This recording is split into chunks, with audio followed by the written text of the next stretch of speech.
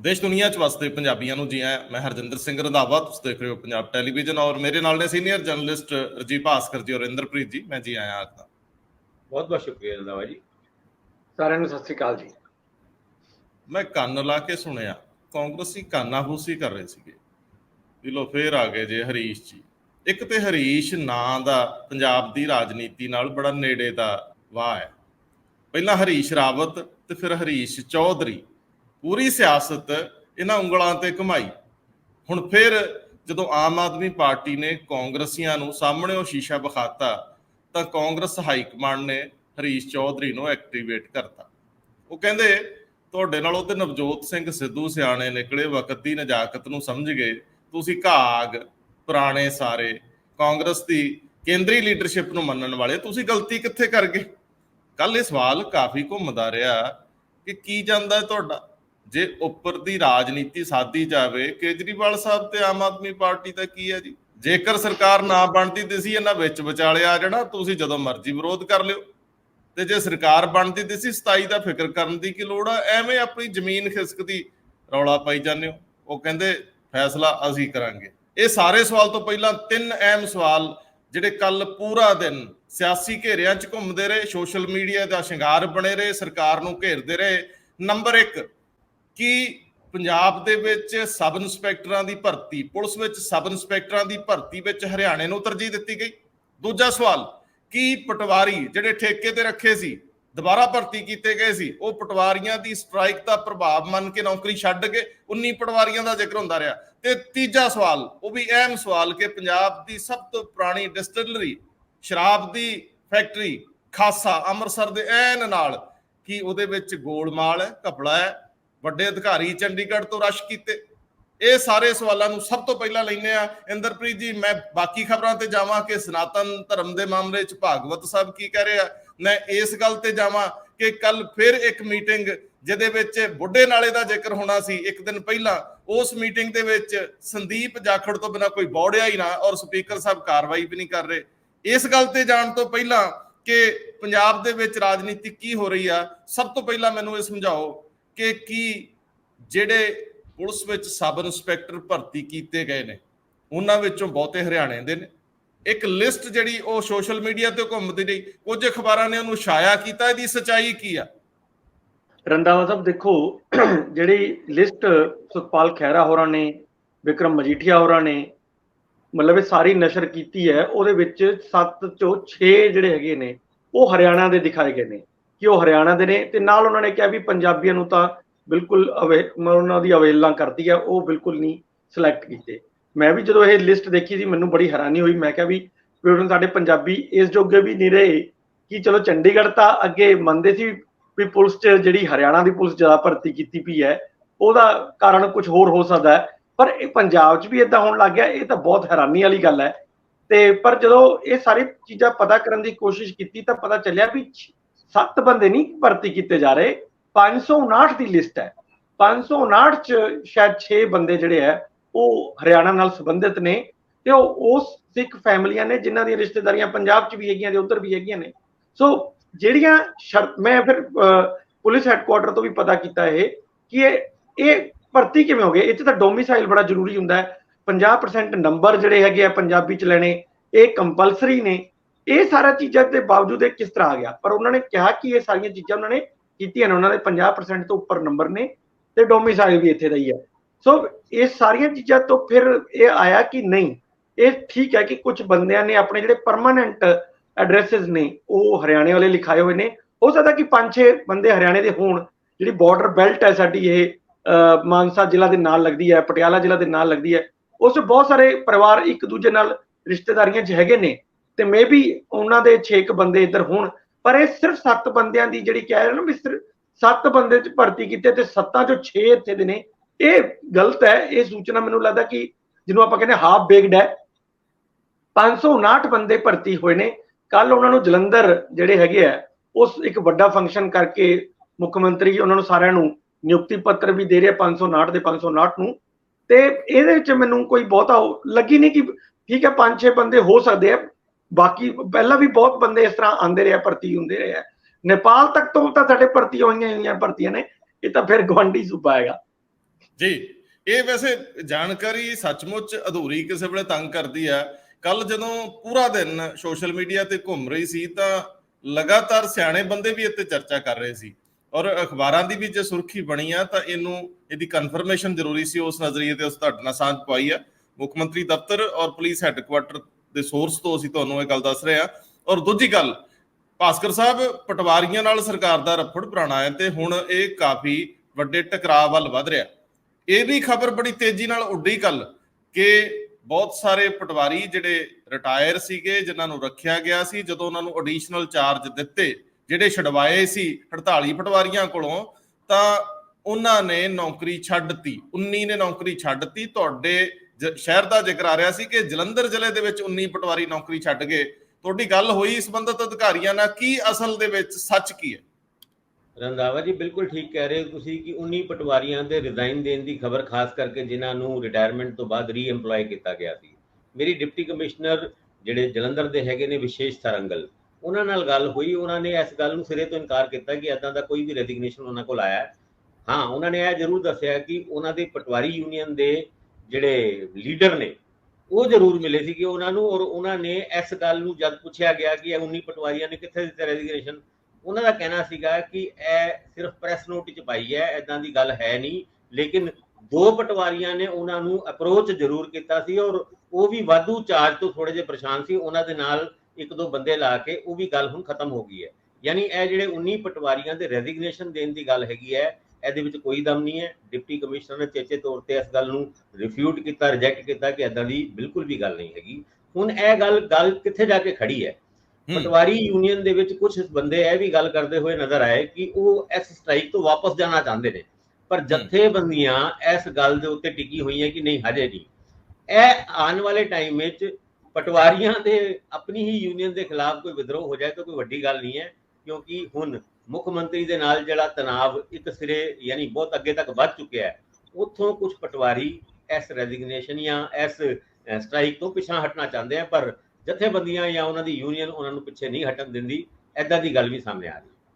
ਸਵਾਲ ਇਸ ਗੱਲ ਦਾ ਵੀ ਹੈ ਨਾ ਕਿ ਪਟਵਾਰੀ ਆਈਸੋਲੇਸ਼ਨ 'ਚ ਵੀ ਰਹੇ, ਲੋਕਾਂ ਦਾ ਸਮਰਥਨ ਨਹੀਂ ਮਿਲਿਆ ਤੇ ਲੋਕਾਂ ਨੇ ਬਹੁਤਾ ਪਸੰਦ ਨਹੀਂ ਕੀਤਾ, ਔਰ ਸੋਸ਼ਲ ਮੀਡੀਆ ਤੇ ਕੰਪੇਨ ਚੱਲ ਗਈ ਪਟਵਾਰੀਆਂ ਨਾਲ ਜੁੜੇ ਕਿੰਨੇ ਜੁਮਲੇ, ਕਿੰਨੀਆਂ ਰਿਸ਼ਵਤਾਂ ਦੀ ਕਈ ਗੱਲ, ਬਹੁਤ ਸਾਰਿਆਂ ਨੂੰ ਆਪਾਂ ਇੱਕੋ ਰਸੇ ਨਾਮ ਹੀ ਬੰਨੀਏ ਤੇ ਬਹੁ ਗਿਣਤੀ ਜਿਹੜੇ ਇਸ ਆਲੋਚਨਾ ਦਾ ਸ਼ਿਕਾਰ ਹੋਏ। ਤੀਜੀ ਖਬਰ ਜਿਹੜੀ ਕਾਫੀ ਜ਼ਿਆਦਾ ਅਹਿਮ ਆ, ਔਰ ਖਾਸ ਤੌਰ ਤੇ ਮਾਝੇ ਦੇ ਵਿੱਚ ਖਾਸਾ ਡਿਸਟਿਲਰੀ ਦਾ ਜ਼ਿਕਰ ਬੜਾ ਪੁਰਾਣਾ ਹੈ। ਅੰਮ੍ਰਿਤਸਰ ਦੇ ਵਿੱਚ ਸ਼ਾਇਦ ਇਹ ਸਭ ਤੋਂ ਪੁਰਾਣੀ ਫੈਕਟਰੀਆਂ ਚ ਆਉਂਦੀ ਹੋਊਗੀ। ਉਹਦੇ ਵਿੱਚ ਕਿਸੇ ਗੋਲਮਾਲ ਦਾ ਜ਼ਿਕਰ ਹੋਇਆ ਕਿ ਉੱਥੋਂ ਸ਼ਰਾਬ ਬਾਹਰ ਕੱਢ ਕੇ ਬਾਹਰ ਵੇਚੀ ਜਾ ਰਹੀ ਹੈ ਜਾਂ ਬਾਹਰੋਂ ਕੋਈ ਇਹਦੀ ਸਮਗਲਿੰਗ ਹੋ ਰਹੀ ਹੈ, ਰੌਲੇ ਪਏ। ਤੇ ਇਹਦੇ ਵਿੱਚ ਸਾਰਾ ਅਮਲਾ ਫੈਲਾ ਜਿਹੜਾ ਐਕਸਾਈਜ਼ ਨਾਲ ਜੁੜਿਆ ਹੋਇਆ, ਵਿੱਚ ਇਹਨਾਂ ਦੇ ਕਮਿਸ਼ਨਰ ਤੇ ਬਾਕੀ ਵੱਡੇ ਅਧਿਕਾਰੀ। ਸੋ ਇੰਦਰਪ੍ਰੀਤ ਜੀ, ਮੈਨੂੰ ਇਹਦਾ ਵੀ ਸੱਚ ਦੱਸਿਓ, ਦਰਅਸਲ ਕਿੱਡਾ ਕੁ ਵੱਡਾ ਘਪਲਾ ਹੈ ਤੇ ਕਿਸ ਤਰੀਕੇ ਨਾਲ ਸਿਰੇ ਚੜਿਆ, ਇਹਨੂੰ ਕਿਹਨੇ ਫੜਿਆ ਤੇ ਕਿਵੇਂ ਹੁਣ ਇਹਦੀ ਸਥਿਤੀ ਕੀ ਹੈਗੀ ਹੈ? ਰੰਧਾਵਾ ਸਾਹਿਬ, ਹਜੇ ਤਾਂ ਬਹੁਤ ਹੀ ਪ੍ਰੀਲਿਮਿਨਰੀ ਸਟੇਜ ਤੇ ਹੈਗਾ ਜਿਹੜਾ ਇਹ ਮਾਮਲਾ ਆਇਆ ਸਾਹਮਣੇ। ਡਿਪਾਰਟਮੈਂਟ ਕੋਲੇ ਇਸ ਕਿਸਮ ਦੀਆਂ ਸ਼ਿਕਾਇਤਾਂ ਆ ਰਹੀਆਂ ਸੀ ਕਿ ਨਕਲੀ ਸਕੌਚ ਜਿਹੜੀ ਹੈਗੀ ਹੈ ਉਹ ਵੱਖ-ਵੱਖ ਠੇਕਿਆਂ ਤੇ ਵਿਕ ਰਹੀ ਹੈ, ਤਾਂ ਲੇਕਿਨ ਇਹ ਨਹੀਂ ਸੀ ਪਤਾ ਲੱਗ ਰਿਹਾ ਵੀ ਉਹ ਆ ਕਿੱਥੋਂ ਰਹੀ ਹੈ। ਇੱਕ ਸੋਰਸ ਬਸ ਆ ਰਿਹਾ ਸੀਗਾ ਕਿ ਅੰਮ੍ਰਿਤਸਰ ਦੇ ਵਿੱਚ ਕਿਤੋਂ ਇਹ ਆ ਰਹੀ ਹੈ। ਤਾਂ ਜਦੋਂ ਇਹ ਸ਼ਿਕਾਇਤ ਆਈ ਸੀ 4 ਦਿਨ ਪਹਿਲਾਂ, ਤਾਂ ਇੱਕ ਸਪੈਸ਼ਲ ਟੀਮ ਵੀ ਬਣੀ, ਸਪੈਸ਼ਲ ਗਰੁੱਪ ਹੈਗਾ, ਆਪਰੇਸ਼ਨ ਗਰੁੱਪ ਹੈ, ਉਹਨਾਂ ਨੇ ਟ੍ਰੈਪ ਵੀ ਲਗਾਇਆ ਉੱਥੇ, ਤੇ ਉਹ ਇੱਕ ਬੰਦੇ ਤੋਂ 10 ਬੋਟਲਸ ਜਿਹੜੀਆਂ ਨੇ ਉਹ ਪਕੜੀਆਂ ਗਈਆਂ। ਜਦੋਂ ਮਤਲਬ ਕਿ ਇੱਕ ਨਕਲੀ ਗ੍ਰਾਹਕ ਜਾਂ ਬਣ ਕੇ ਬੰਦੇ ਕੋਲ ਗਏ ਤਾਂ 10 ਬੋਟਲਸ ਜਿਹੜੀਆਂ ਬਲੈਕ ਡੌਗ ਦੀਆਂ ਪਕੜੀਆਂ ਗਈਆਂ। ਤੇ ਇਹ ਜਦੋਂ ਫਿਰ ਮਤਲਬ, ਲੇਕਿਨ ਵੱਡੀ ਗੱਲ ਇਹ ਨਹੀਂ ਸੀ ਕਿ 10 ਬੋਤਲਾਂ ਨਕਲੀ ਬਲੈਕ ਡੌਗ ਦੀਆਂ ਪਕੜੀਆਂ ਗਈਆਂ, ਇਹ ਇੰਪੋਰਟੈਂਟ ਇਹ ਸੀ ਵੀ ਇਹ ਆਈਆਂ ਕਿੱਥੋਂ ਨੇ, ਸੋਰਸ ਕੀ ਹੈ ਇਹਨਾਂ ਦਾ। ਤਾਂ ਜਦੋਂ ਉਸ ਬੰਦੇ ਨੂੰ ਪਕੜਿਆ ਤਾਂ ਫਿਰ ਉਹਨੇ ਦੱਸਿਆ ਕਿ ਉਹ ਇੱਥੋਂ ਖਾਸਾ ਕੋਲੇ ਫੈਕਟਰੀ ਦੇ ਨਾਲ ਇੱਕ ਦੁਕਾਨ ਹੈ, ਉੱਥੋਂ ਲੈ ਕੇ ਆਂਦਾ ਹੈ। ਫਿਰ ਉੱਥੇ ਮਤਲਬ ਸਾਰੀ ਟੀਮ ਰਾਤੀ ਉੱਥੇ ਵੀ ਗਈ। ਉੱਥੋਂ ਮਤਲਬ ਜਿਹੜੇ ਉਹ ਬਾਹਰ ਇੱਕ ਛੋਟੀ ਜੀ ਸ਼ਾਪ ਹੈ, ਉਹਦੇ ਕੋਲੇ ਦੇਖਿਆ ਵੀ ਉਹਨਾਂ ਕੋਲੇ ਹੈ। ਉਹਨਾਂ ਨਾਲ ਜਦੋਂ ਗ੍ਰਿਲਿੰਗ ਕੀਤੀ ਤਾਂ ਫਿਰ ਉਹਨੇ ਨਾਂ ਦੱਸੇ 2-3 ਜਿਹੜੇ ਫੈਕਟਰੀ ਦੇ ਅੰਦਰ ਬੰਦੇ ਕੰਮ ਕਰ ਰਹੇ ਆ। ਫਿਰ ਉਤੋਂ ਬੁਲਾਏ ਗਏ ਸਾਰੇ ਉਹਨਾਂ ਨੂੰ। ਹਜੇ ਮਤਲਬ ਇਹ ਬਹੁਤ ਪ੍ਰੀਲਿਮਿਨਰੀ ਸਟੇਜ ਤੇ ਹੈ, ਹਜੇ ਤੱਕ ਇਹ ਨਹੀਂ ਪਤਾ ਕਿ ਇਹ ਕਿੰਨੇ ਚਿਰ ਤੋਂ ਚੱਲ ਰਿਹਾ। ਸਾਰਾ ਮਾਮਲਾ ਤਾਂ ਸਾਹਮਣੇ ਆ ਗਿਆ ਕਿ ਫੈਕਟਰੀ ਦੇ ਵਿੱਚੋਂ ਕੁਝ ਲੋਕ ਜਿਹੜੇ ਹੈਗੇ ਆ ਅੰਦਰੋਂ ਬੋਟਲਿੰਗ ਲਿਆਂਦੇ ਆ, ਜਿਹੜੇ ਟੈਕਨੀਕਲ ਹੈਗੇ ਨੇ, ਟੈਕਨੀਕਲ ਟੀਮਾਂ ਨੇ ਜਿਹੜੀਆਂ ਅੰਦਰ ਕੰਮ ਕਰ ਰਹੀਆਂ ਨੇ, ਉਹਨਾਂ ਦੇ ਕੁਝ ਬੰਦੇ, ਕੁਝ ਜਿਹੜੇ ਸਿਕਿਉਰਿਟੀ ਨਾਲ ਸੰਬੰਧਿਤ ਨੇ, ਜਿਹੜੇ ਬਾਹਰ ਲੱਗੀ ਹੁੰਦੀ ਹੈ ਗੇਟਾਂ ਤੇ, ਉਹਨਾਂ ਨਾਲ ਸੰਬੰਧਿਤ ਨੇ, ਉਹ ਲਿਆ ਕੇ ਬਾਹਰ ਬੋਟਲਾਂ ਦੇ ਦਿੰਦੇ ਤੇ ਬੋਟਲਿੰਗ ਉਹਨਾਂ 'ਚ ਹੁੰਦੀ ਹੈ। ਜਿਹੜੀ ਉਹ ਛੋਟੀ ਜਿਹੀ ਦੁਕਾਨ ਹੈ ਉੱਥੇ ਬੋਟਲਿੰਗ ਕਰਕੇ, ਲੈਬਲਿੰਗ ਕਰਕੇ, ਵੱਡੀ ਵੱਡੀ ਕੰਪਨੀਆਂ ਦੇ ਲੇਬਲ ਲਗਾ ਕੇ ਫਿਰ ਬਾਹਰ ਜਿਹੜੇ ਹੈਗਾ ਉਹ ਵੇਚੀ ਜਾ ਰਿਹਾ। ਪਰ ਹਜੇ ਤੱਕ ਇਹ ਨਹੀਂ ਸਮਝ ਆ ਰਿਹਾ ਕਿ ਇਹਦੇ ਵਿੱਚ ਇਨਵੋਲਵਮੈਂਟ ਕਿਹਦੀ ਹੈ, ਹੋਰ ਕੀ ਵੱਡੇ ਲੈਵਲ ਤੇ ਵੀ ਹੈ ਜਾਂ ਇਕੱਲੇ ਪਾਸੇ ਛੋਟੇ ਕਰਮਚਾਰੀ ਹੀ ਇਹ 'ਚ ਸ਼ਾਮਲ ਨੇ। ਇੱਕ ਹਜੇ ਇਹ ਵੀ ਪਤਾ ਕੀਤਾ ਜਾ ਰਿਹਾ ਹੈ ਵੀ ਕਦੋਂ ਤੋਂ ਚੱਲ ਰਿਹਾ ਮਾਮਲਾ। ਸੋ ਇਹ ਹਜੇ ਬਹੁਤ ਪ੍ਰੀਲਿਮਿਨਰੀ ਸਟੇਜ ਤੇ, ਪਰ ਮੈਨੂੰ ਲੱਗਦਾ ਕਿ ਜਿਸ ਤਰ੍ਹਾਂ ਟੀਮਾਂ ਨਿੱਟ ਕੇ ਲੱਗ ਗਈਆਂ ਨੇ, ਸ਼ਾਇਦ ਇਹ ਵੀ ਮਾਮਲਾ ਬਹੁਤ ਜਲਦੀ ਸਾਹਮਣੇ ਆ ਜਾਏਗਾ। ਇਹ ਮਾਮਲਾ ਕਾਫੀ ਅਹਿਮ ਆ, ਕਿਉਂਕਿ ਅੱਜ ਕੱਲ ਪੰਜਾਬ ਦੇ ਵਿੱਚ ਲੋਕਾਂ ਦਾ ਪੱਧਰ ਗਿਆ ਵੱਧ। ਦਾਰੂ ਪੀਣ ਵਾਲੇ ਵੀ ਹੁਣ ਸਕੌਚ ਤੋਂ ਥੱਲੇ ਹੱਥ ਨਹੀਂ ਲਾਉਂਦੇ, ਤੇ ਉਹਨਾਂ ਨੂੰ ਇਹ ਨਹੀਂ ਪਤਾ ਹੁੰਦਾ ਕਿ ਇਸ ਸਕੌਚ ਦੀ ਬੋਟਲ ਦੇ ਵਿੱਚ ਕਿਧਰੇ ਤੁਹਾਡੀ ਸਧਾਰਨ ਸ਼ਰਾਬ ਨਾਲੋਂ ਵੀ ਮਾੜੀ ਸ਼ਰਾਬ ਤਾਂ ਨਹੀਂ ਭਰੀ ਗਈ। ਜੀ ਇੰਦਰਪ੍ਰੀਤ, ਇਹਦੇ 'ਚ ਰੰਧਾਵਾ ਸਾਹਿਬ ਇੱਕ ਹੋਰ ਵੀ ਹੈ ਵੀ ਜਦੋਂ ਮਤਲਬ ਬਹੁਤ ਸਾਰੇ ਬੰਦੇ ਇਹ ਕਲੇਮ ਕਰਦੇ ਆ ਨਾ ਕਿ ਉਹ ਸਸਤੀ ਲੈ ਆਏ, ਮਤਲਬ ਸਪੋਜ਼ ਕਰੋ ਬਲੈਕ, ਮੈਨੂੰ ਤਾਂ ਪਤਾ ਨਹੀਂ ਹੁਣ ਸ਼ਰਾਬ ਦੇ ਰੇਟ ਰੂਟ ਕੀ ਹੈ, ਸਪੋਜ਼ ਕਰੋ ਕੋਈ ਬੋਟਲ 2000 ਰੁਪਏ ਦੀ ਮਾਰਕੀਟ 'ਚ ਵੈਸੇ ਵਿਕਦੀ ਹੈ, ਅਗਰ ਕੋਈ ਇਹ ਬੰਦਾ ਕਹਦੇ ਵੀ ਮੈਂ ਤਾਂ 1200 ਰੁਪਏ ਦੀ ਮੈਂ ਤਾਂ ਲੈ ਆਇਆ, ਚੰਡੀਗੜ੍ਹੋਂ ਲੈ ਆਇਆ ਜਾਂ ਕਿਤੇ ਹੋਰ ਲੈ ਆਇਆ, ਤਾਂ ਉੱਥੇ ਵੀ ਇਹ ਧਿਆਨ 'ਚ ਰੱਖਣ ਵਾਲੀਆਂ ਚੀਜ਼ਾਂ ਹੈਗੀਆਂ ਨੇ। ਮੇਰੇ ਇੱਕ ਐਕਸਾਈਜ਼ ਡਿਪਾਰਟਮੈਂਟ ਦੇ ਬੜੇ ਸੀਨੀਅਰ ਅਧਿਕਾਰੀ ਨਾਲ ਗੱਲ ਹੋਈ ਤਾਂ ਉਹ ਕਹਿੰਦੇ ਕਿ ਚੰਡੀਗੜ੍ਹ ਦੇ ਵਿੱਚ ਵੀ ਕਈ ਤਰ੍ਹਾਂ ਦੇ ਯੂਨਿਟ ਨੇ ਜਿਹੜੇ ਇਸ ਤਰ੍ਹਾਂ ਦੀ ਨਕਲੀ ਸ਼ਰਾਬ, ਮਤਲਬ ਨਕਲੀ ਤਾਂ ਨਹੀਂ ਮੈਂ ਕਹੂੰਗਾ, ਲੇਕਿਨ ਲੈਬਲਿੰਗ ਕਰਕੇ ਵੇਚੀ ਜਾ ਰਹੇ ਨੇ। ਉਹਨਾਂ ਤੋਂ ਬਚਣ ਦੀ ਲੋੜ ਹੈ। ਇਹ ਜਿਹੜੇ ਰੇਟ ਸਸਤੇ ਰੇਟਾਂ 'ਚ ਆਪਾਂ ਵਧੀਆ ਸਮਝ ਕੇ ਲੈ ਲੈਂਦੇ ਹਾਂ, ਇਹ ਜ਼ਰੂਰੀ ਨਹੀਂ ਹੁੰਦਾ ਕਿ ਓਰੀਜਨਲ ਸ਼ਰਾਬ ਹੀ ਹੋਏ, ਮਤਲਬ ਜਾਂ ਓਰੀਜਨਲ ਉਹੀ ਕੰਪਨੀ ਦੀ ਹੋਵੇ। ਸਪੋਜ਼ ਕਰੋ ਬਲੈਕ ਡੌਗ ਦੀ ਅਗਰ ਬਹੁਤ ਮਹਿੰਗੀ ਸ਼ਰਾਬ ਹੈ ਬਲੈਕ ਡੌਗ, ਤਾਂ ਬਲੈਕ ਡੌਗ ਹੀ ਹੋਵੇ ਉਹ ਜਿਹੜੀ ਤੁਹਾਨੂੰ 1200 1100 ਰੁਪਏ ਜਿੰਨੇ 'ਚ ਵੀ ਘੱਟ ਮਿਲਦੀ ਹੋਏਗੀ। ਉਹ ਇਸ ਤੇ ਵੀ ਬਹੁਤ ਧਿਆਨ ਰੱਖਣ ਦੀ ਲੋੜ ਹੈ ਜਿਹੜੇ ਵੀ ਬੰਦੇ ਖਰੀਦਦੇ ਹੈ। ਭਾਸਕਰ ਸਾਹਿਬ ਨੂੰ ਜ਼ਿਆਦਾ ਪਤਾ ਹੋਏਗਾ, ਮੈਂ ਤਾਂ ਇਸ 'ਚ ਹੈ ਨਹੀਂ ਇਨਵੋਲਵ। ਨਹੀਂ ਭਾਸਕਰ ਸਾਹਿਬ ਤੇ ਤੁਸੀਂ ਤੋੜਾ ਝਾੜ ਰਹੇ ਹੋ, ਅਸੀਂ ਉੱਥੇ ਹੀ ਝਾੜਦੇ ਆ ਜਾ ਕੇ। ਭਾਸਕਰ ਸਾਹਿਬ, ਅੱਜ ਕੱਲ ਜਿਹੜੀਆਂ 5 ਤੋਂ 7000 ਜਾਂ 10000 ਤੱਕ ਦੀਆਂ ਬੋਟਲਸ ਨੇ, ਉਹਨਾਂ ਨੂੰ ਲੈਂਦਿਆਂ ਵਕਤ ਵੀ ਇਹ ਸ਼ਿਕਾਇਤ ਕਰਦੇ ਆ ਲੋਕ, ਇਹਨਾਂ ਦਾ ਟੇਸਟ ਬੜਾ ਅਜੀਬ ਹੈ ਜੀ, ਟੇਸਟ ਅੱਛਾ ਨਹੀਂ ਹੈ। ਰੰਧਾਵਾ ਜੀ, ਤੁਹਾਡੇ ਮਾਝੇ ਵਾਲੀ ਸਾਈਡ ਨਾ, ਖਾਸ ਕਰਕੇ ਤਰਨਤਾਰਨ ਪੱਟੀ ਵਾਲੀ ਸਾਈਡ, ਇਹ ਗੱਲ ਬੜੀ ਮਸ਼ਹੂਰ ਹੈ ਕਿ ਜੀ ਪੰਜਾਬ ਦੀ ਦਾਰੂ ਬੜੀ ਮਾੜੀ ਹੈ। ਕਾਰਨ ਕੀ ਕਹਿੰਦੇ, ਲੱਗੀ ਹੋਈ ਹੁੰਦੀ ਹੈ। ਪਹਿਲੇ ਮੈਂ ਸਮਝਣ ਦੀ ਕੋਸ਼ਿਸ਼ ਕੀਤੀ ਵੀ ਇਹ ਕਿਹਨੂੰ ਕਹਿੰਦੇ ਨੇ ਲੱਗੀ ਹੋਈ, ਕਹਿੰਦੇ ਨੇ ਟੇਸਟ ਬੜਾ ਅਜੀਬ ਜਿਹਾ ਹੈਗਾ। ਹੁਣ ਉਸ ਟੇਸਟ ਦੀ ਗੱਲ ਇਹ ਖਾਸਾ ਫੈਕਟਰੀ ਤੋਂ ਨਿਕਲ ਕੇ ਆਈ ਹੈ। ਹੁਣ ਲੈਵਲ ਬੋਤਲਾਂ ਦੇ ਵਿੱਚ ਮਾਲ ਦੂਜਾ ਤੇ ਬੋਤਲ ਬੜੀ ਸ਼ਾਨਦਾਰ। ਹੁਣ ਇਹ ਗੱਲਾਂ ਅੱਜ ਦੀ ਨਹੀਂ ਹੈ ਜਿਹੜੀ ਚੱਲਦੀ ਹੈ, ਬਹੁਤ ਪਹਿਲੇ ਤੋਂ ਇਦਾਂ ਦੀ ਗੱਲਾਂ ਪੰਜਾਬ ਦੇ ਵਿੱਚ ਚੱਲ ਰਹੀਆਂ। ਪਿਛਲੇ ਦਿਨਾਂ ਦੇ ਵਿੱਚ ਸਰਕਾਰ ਨੇ ਇੱਕ ਹੋਲੋਗ੍ਰਾਮ ਦਾ ਜ਼ਿਕਰ ਕੀਤਾ ਸੀਗਾ, ਹਰ ਬੋਤਲ ਦੇ ਵਿੱਚ ਹੋਏਗਾ ਹੋਲੋਗ੍ਰਾਮ, ਤੁਸੀਂ ਉਹਨੂੰ ਸਕੈਨ ਕਰਕੇ ਭੇਜੋ, ਅਸੀਂ ਦੱਸਾਂਗੇ ਤੁਹਾਨੂੰ ਅਸਲੀ ਹੈ ਕਿ ਨਕਲੀ। ਪਤਾ ਨਹੀਂ ਕਿੰਨੀ ਕੁ ਇਹ ਸਕੀਮ ਚੱਲੀ ਔਰ ਕਿਹਨਾਂ ਨੇ ਇਦਾਂ ਦੇ ਮੈਸੇਜ ਭੇਜੇ ਔਰ ਕੋਈ ਮੈਸੇਜ ਦਾ ਜਵਾਬ ਆਇਆ ਵੀ ਜਾਂ ਨਹੀਂ ਆਇਆ। ਕਿਉਂਕਿ ਜਦ ਹਰਪਾਲ ਚੀਮਾ ਉਹਨਾਂ ਕੋਈ ਇਦਾਂ ਦੀ ਸਕੀਮ ਕੱਢਦੇ ਨੇ, ਬਿੱਲ ਲਿਆਓ ਇਨਾਮ ਪਾਓ ਜਾਂ ਫਿਰ ਹੋਲੋਗ੍ਰਾਮ ਤੁਸੀਂ ਸਕੈਨ ਕਰਕੇ ਭੇਜੋ, ਤੁਹਾਨੂੰ ਅਸੀਂ ਦੱਸਾਂਗੇ ਮਾਲ ਅਸਲੀ ਹੈ ਜਾਂ ਨਕਲੀ। ਪਰ ਇਹ ਜਿਹੜੀ ਗੱਲਾਂ ਨਿਕਲ ਕੇ ਆ ਰਹੀਆਂ, ਇਹਨਾਂ ਦਾ ਫੜਿਆ ਜਾਣਾ ਬਹੁਤ ਜ਼ਰੂਰ ਹੈ। ਪੰਜਾਬ ਦੇ ਵਿੱਚ ਸ਼ਰਾਬ ਤੋਂ ਹੋਣ ਵਾਲੀ ਕਮਾਈ ਨਵੀਂ ਸਰਕਾਰ ਆਉਣ ਤੋਂ ਬਾਅਦ ਸਿਰਫ ਇਹੀ ਵਧੀ ਹੈ, ਬਾਕੀ ਹੋਰ ਕੋਈ ਨਹੀਂ ਵਧੀ। ਔਰ ਵਧੀ ਹੋਈ ਕਮਾਈ ਦੇ ਉੱਤੇ ਵੀ ਇਦਾਂ ਦੀ ਗੱਲਾਂ ਨਿਕਲ ਕੇ ਆਇਆ ਤੇ ਮੈਨੂੰ ਲੱਗਦਾ ਹੈ ਕਿ ਬਈ ਨਹੀਂ, ਆਹ ਤੇ ਗੱਲ ਗਲਤ ਹੈਗੀ ਹੈ। ਹੁਣ ਸਰਕਾਰ ਨੂੰ ਕਿਸੇ ਪਾਸੋਂ ਤੋਂ ਕਮਾਨ ਦਿਓ, ਜੇ ਤੁਸੀਂ ਨਕਲੀ ਸ਼ਰਾਬ ਵੇਚੀ ਜਾਓਗੇ ਤੇ ਫਿਰ ਸਰਕਾਰ ਦੀ ਕਮਾਈ ਕਿੱਥੋਂ ਹੋਏਗੀ। ਹੁਣ ਸਾਰੀ ਗੱਲਾਂ ਦੇ ਉੱਤੇ ਸ਼ਰਾਬ ਦੇ ਇਸ ਮਾਮਲੇ ਨੂੰ ਚੰਗੇ ਤਰੀਕੇ ਨਾਲ ਇਨਵੈਸਟੀਗੇਟ ਕਰਕੇ ਘੱਟ ਤੋਂ ਘੱਟ ਸ਼ਰਾਬੀਆਂ ਨਾਲ ਕੋਈ ਧੋਖਾ ਨਾ ਹੋਏ, ਸਰਕਾਰ ਨੂੰ ਇਸ ਗੱਲ ਨੂੰ ਇਨਸ਼ੋਰ ਕਰਨਾ ਚਾਹੀਦਾ। ਭਾਸਕਰ ਸਾਹਿਬ, ਇਹ ਤਰਾਸਦੀ ਵੀ ਰਹੀ ਹੈ ਕਿ ਮਾਮਲਾ ਹੁਣ ਵੀ ਸੁਪਰੀਮ ਕੋਰਟ 'ਚ ਚੱਲ ਰਿਹਾ ਕਿ ਪੰਜਾਬ 'ਚ ਕਿੰਨੀਆਂ 2 ਨੰਬਰ ਦੀਆਂ ਡਿਸਟਿਲਰੀਆਂ ਸੀਗੀਆਂ ਔਰ ਕਿਸ ਤਰ੍ਹਾਂ ਉੱਥੇ ਬੋਟਲਿੰਗ ਹੋ ਰਹੀ ਸੀਗੀ। ਮਾਮਲਾ ਉਦੋਂ ਸਾਹਮਣੇ ਆਇਆ ਸੀ ਜਦੋਂ ਸਾਡੇ ਇਸੇ ਮਾਝੇ ਦੇ ਵਿੱਚ 100 ਤੋਂ ਵੱਧ ਲੋਕ ਮਰ ਗਏ, ਕਿੰਨਿਆਂ ਨੇ ਆਪਣੇ ਅੰਗ ਵੀ ਗਵਾਲੇ ਸੀਗੇ। ਔਰ ਇਹ ਜਿਹੜੀ ਮਿਲਾਵਟ ਹੈ ਨਾ, ਠੀਕ ਕਹਿ ਰਿਹਾ ਇੰਦਰਪ੍ਰੀਤ ਤੇ ਭਾਸਕਰ ਜੀ। ਹੁਣ ਆਪਾਂ ਚੱਲਦੇ ਹਾਂ ਸਿੱਧੇ ਸਿਆਸਤ ਤੇ ਸਿਆਸਤ ਵੀ ਆਮ ਆਦਮੀ ਤੇ ਕਾਂਗਰਸ ਪਾਰਟੀ ਦੇ ਗੱਠ ਜੋੜਦੀ। ਤੇ ਜਿਹੜਾ ਰੌਲਾ ਇੱਧਰ ਕਾਂਗਰਸੀਆਂ ਨੇ ਪਾਇਆ ਸੀ, ਉਹਦੇ ਜਵਾਬ ਦੇ ਵਿੱਚ ਆਮ ਆਦਮੀ ਪਾਰਟੀ ਵਾਲਿਆਂ ਪਾਤਾ ਵੀ ਸਾਨੂੰ ਨਹੀਂ ਲੋੜ, ਅਸੀਂ ਲੜਾਂਗੇ ਵੀ ਜਿੱਤਾਂਗੇ ਵੀ। ਤੇ ਫਿਰ ਅੱਗੇ ਉਹਨਾਂ ਨੇ ਕਾਂਗਰਸ ਹਾਈ ਕਮਾਂਡ ਨੇ ਭੇਜਤਾ ਹੁਣ ਹਰੀਸ਼ ਚੌਧਰੀ ਨੂੰ। ਹਰੀਸ਼ ਚੌਧਰੀ ਨੇ ਪੰਜਾਬ ਦੀ ਸਰਕਾਰ ਚਲਾਈ, ਚੰਨੀ ਦੇ ਮੁੱਖ ਮੰਤਰੀ ਹੁੰਦੇ ਆ ਪੂਰੀ ਤਰ੍ਹਾਂ। ਹਰੀਸ਼ ਚੌਧਰੀ ਨੇ ਕਲੀਅਰ ਕਰਤਾ ਵੀ ਤੁਸੀਂ ਕੌਣ ਹੁੰਦੇ ਹੋ, ਫੈਸਲਾ ਕਰੂ ਹਾਈ ਕਮਾਂਡ। ਇਸੇ ਗੱਲ ਦੇ ਉੱਤੇ ਹੁਣ ਕਾਂਗਰਸੀ ਚੁੱਪ ਕਰਕੇ ਬਹਿ ਗਏ ਨੇ। ਤੇ ਇੰਦਰਪ੍ਰੀਤ ਜੀ, ਇਹਦੇ ਉੱਤੇ ਮੈਨੂੰ ਤੁਹਾਡੀ ਟਿੱਪਣੀ ਬੜੀ ਜ਼ਰੂਰੀ ਚਾਹੀਦੀ। ਪਤਾ ਲੱਗਿਆ ਵੀ ਨਵਜੋਤ ਸਿੰਘ ਸਿੱਧੂ ਨੇ ਉੱਤੇ ਮਾੜੀ ਮੋਟੀ ਕਾਨਾਫੂਸੀ ਜੀ ਕਰਕੇ ਜੋ ਹਾਈ ਕਮਾਂਡ ਚਾਹੁੰਦੀ ਸੀ ਜਾਂ ਉੱਪਰਲੀਆਂ ਸਫਾਂ 'ਚ ਤੁਰ ਰਹੀ ਸੀ, ਉੱਦਾਂ ਦਾ ਬਿਆਨ ਦੇ ਕੇ ਬਾਕੀ ਕਾਂਗਰਸੀਏ ਕਟਹਿਰੇ 'ਚ ਖਿਲਾ ਦਿੱਤੇ ਤੇ ਕੱਲ ਇੱਕ ਬਿਆਨ ਬੜਾ ਅਜੀਬੋ-ਗਰੀਬ ਜਿਹਾ ਰਾਜਾ ਵੜਿੰਗ ਨੇ ਦਿੱਤਾ ਪਟਿਆਲੇ ਵਾਲੇ ਰਾਜੇ ਦੇ ਮਾਮਲੇ 'ਚ, ਵੀ ਛੱਲੀਆਂ ਵੇਚਣ ਵਾਲੇ ਤੇ ਲੈ ਲਾਂਗੇ, ਇਹ ਨਹੀਂ ਲੈਂਦੇ। ਗੱਲ ਤੋਰਿਓ ਜ਼ਰਾ। ਰੰਧਾਵਾ ਸਾਹਿਬ, ਕਈ ਵਾਰ ਜਿਹੜੇ ਬਿਆਨ ਹੁੰਦੇ ਨੇ ਆਪਣੇ ਉਹ ਬੜੇ ਭਾਰੀ ਪੈ ਜਾਂਦੇ ਆ। ਰਾਜਾ ਵੜਿੰਗ ਹੋਰਾਂ ਨੇ ਜਿਹੜਾ ਬਿਆਨ ਦਿੱਤਾ ਹੈ ਕਿ ਛੱਲੀਆਂ ਵੇਚਣ ਵਾਲਿਆਂ ਨੂੰ ਤਾਂ ਲੈ ਲਾਂਗੇ, ਪਰ ਕੈਪਟਨ ਅਮਰਿੰਦਰ ਸਿੰਘ ਨੂੰ ਕਾਂਗਰਸ 'ਚ ਨਹੀਂ ਲਵਾਂਗੇ, ਉਹਨਾਂ ਲਈ ਸਦਾ ਲਈ ਕਾਂਗਰਸ ਦੇ ਦਰਵਾਜ਼ੇ ਬੰਦ ਹੋ ਗਏ। ਸੋ ਮੈਨੂੰ ਲੱਗਦਾ ਕਿ ਇਸ ਤਰ੍ਹਾਂ ਦੀ ਜਿਹੜੇ ਖਾਸ ਤੌਰ ਤੇ ਜਿਹੜੇ ਪਾਰਟੀ ਦੇ ਪ੍ਰਧਾਨ ਟਾਈਪ ਲੋਕ ਹੈਗੇ ਆ, ਜਿਹੜੇ ਅਹਿਮ ਪਦਾਂ ਤੇ ਲੋਕ ਬੈਠੇ ਆ, ਉਹਨਾਂ ਨੂੰ ਬਹੁਤ ਸੋਚ ਸਮਝ ਕੇ ਬਿਆਨਬਾਜ਼ੀ ਕਰਨੀ ਚਾਹੀਦੀ ਹੈ। ਕਈ ਵਾਰ ਕਿਉਂਕਿ ਉਹਨਾਂ ਦੇ ਇਹੀ ਬਿਆਨ ਜਿਹੜੇ ਨੇ ਨਾ, ਜੇ ਵਕਤ ਬਦਲ ਗਿਆ ਤੇ ਇਹੀ ਬਿਆਨ ਜਿਹੜੇ ਨੇ ਉਹ ਬਹੁਤ ਭਾਰੇ ਪੈ ਜਾਂਦੇ ਆ।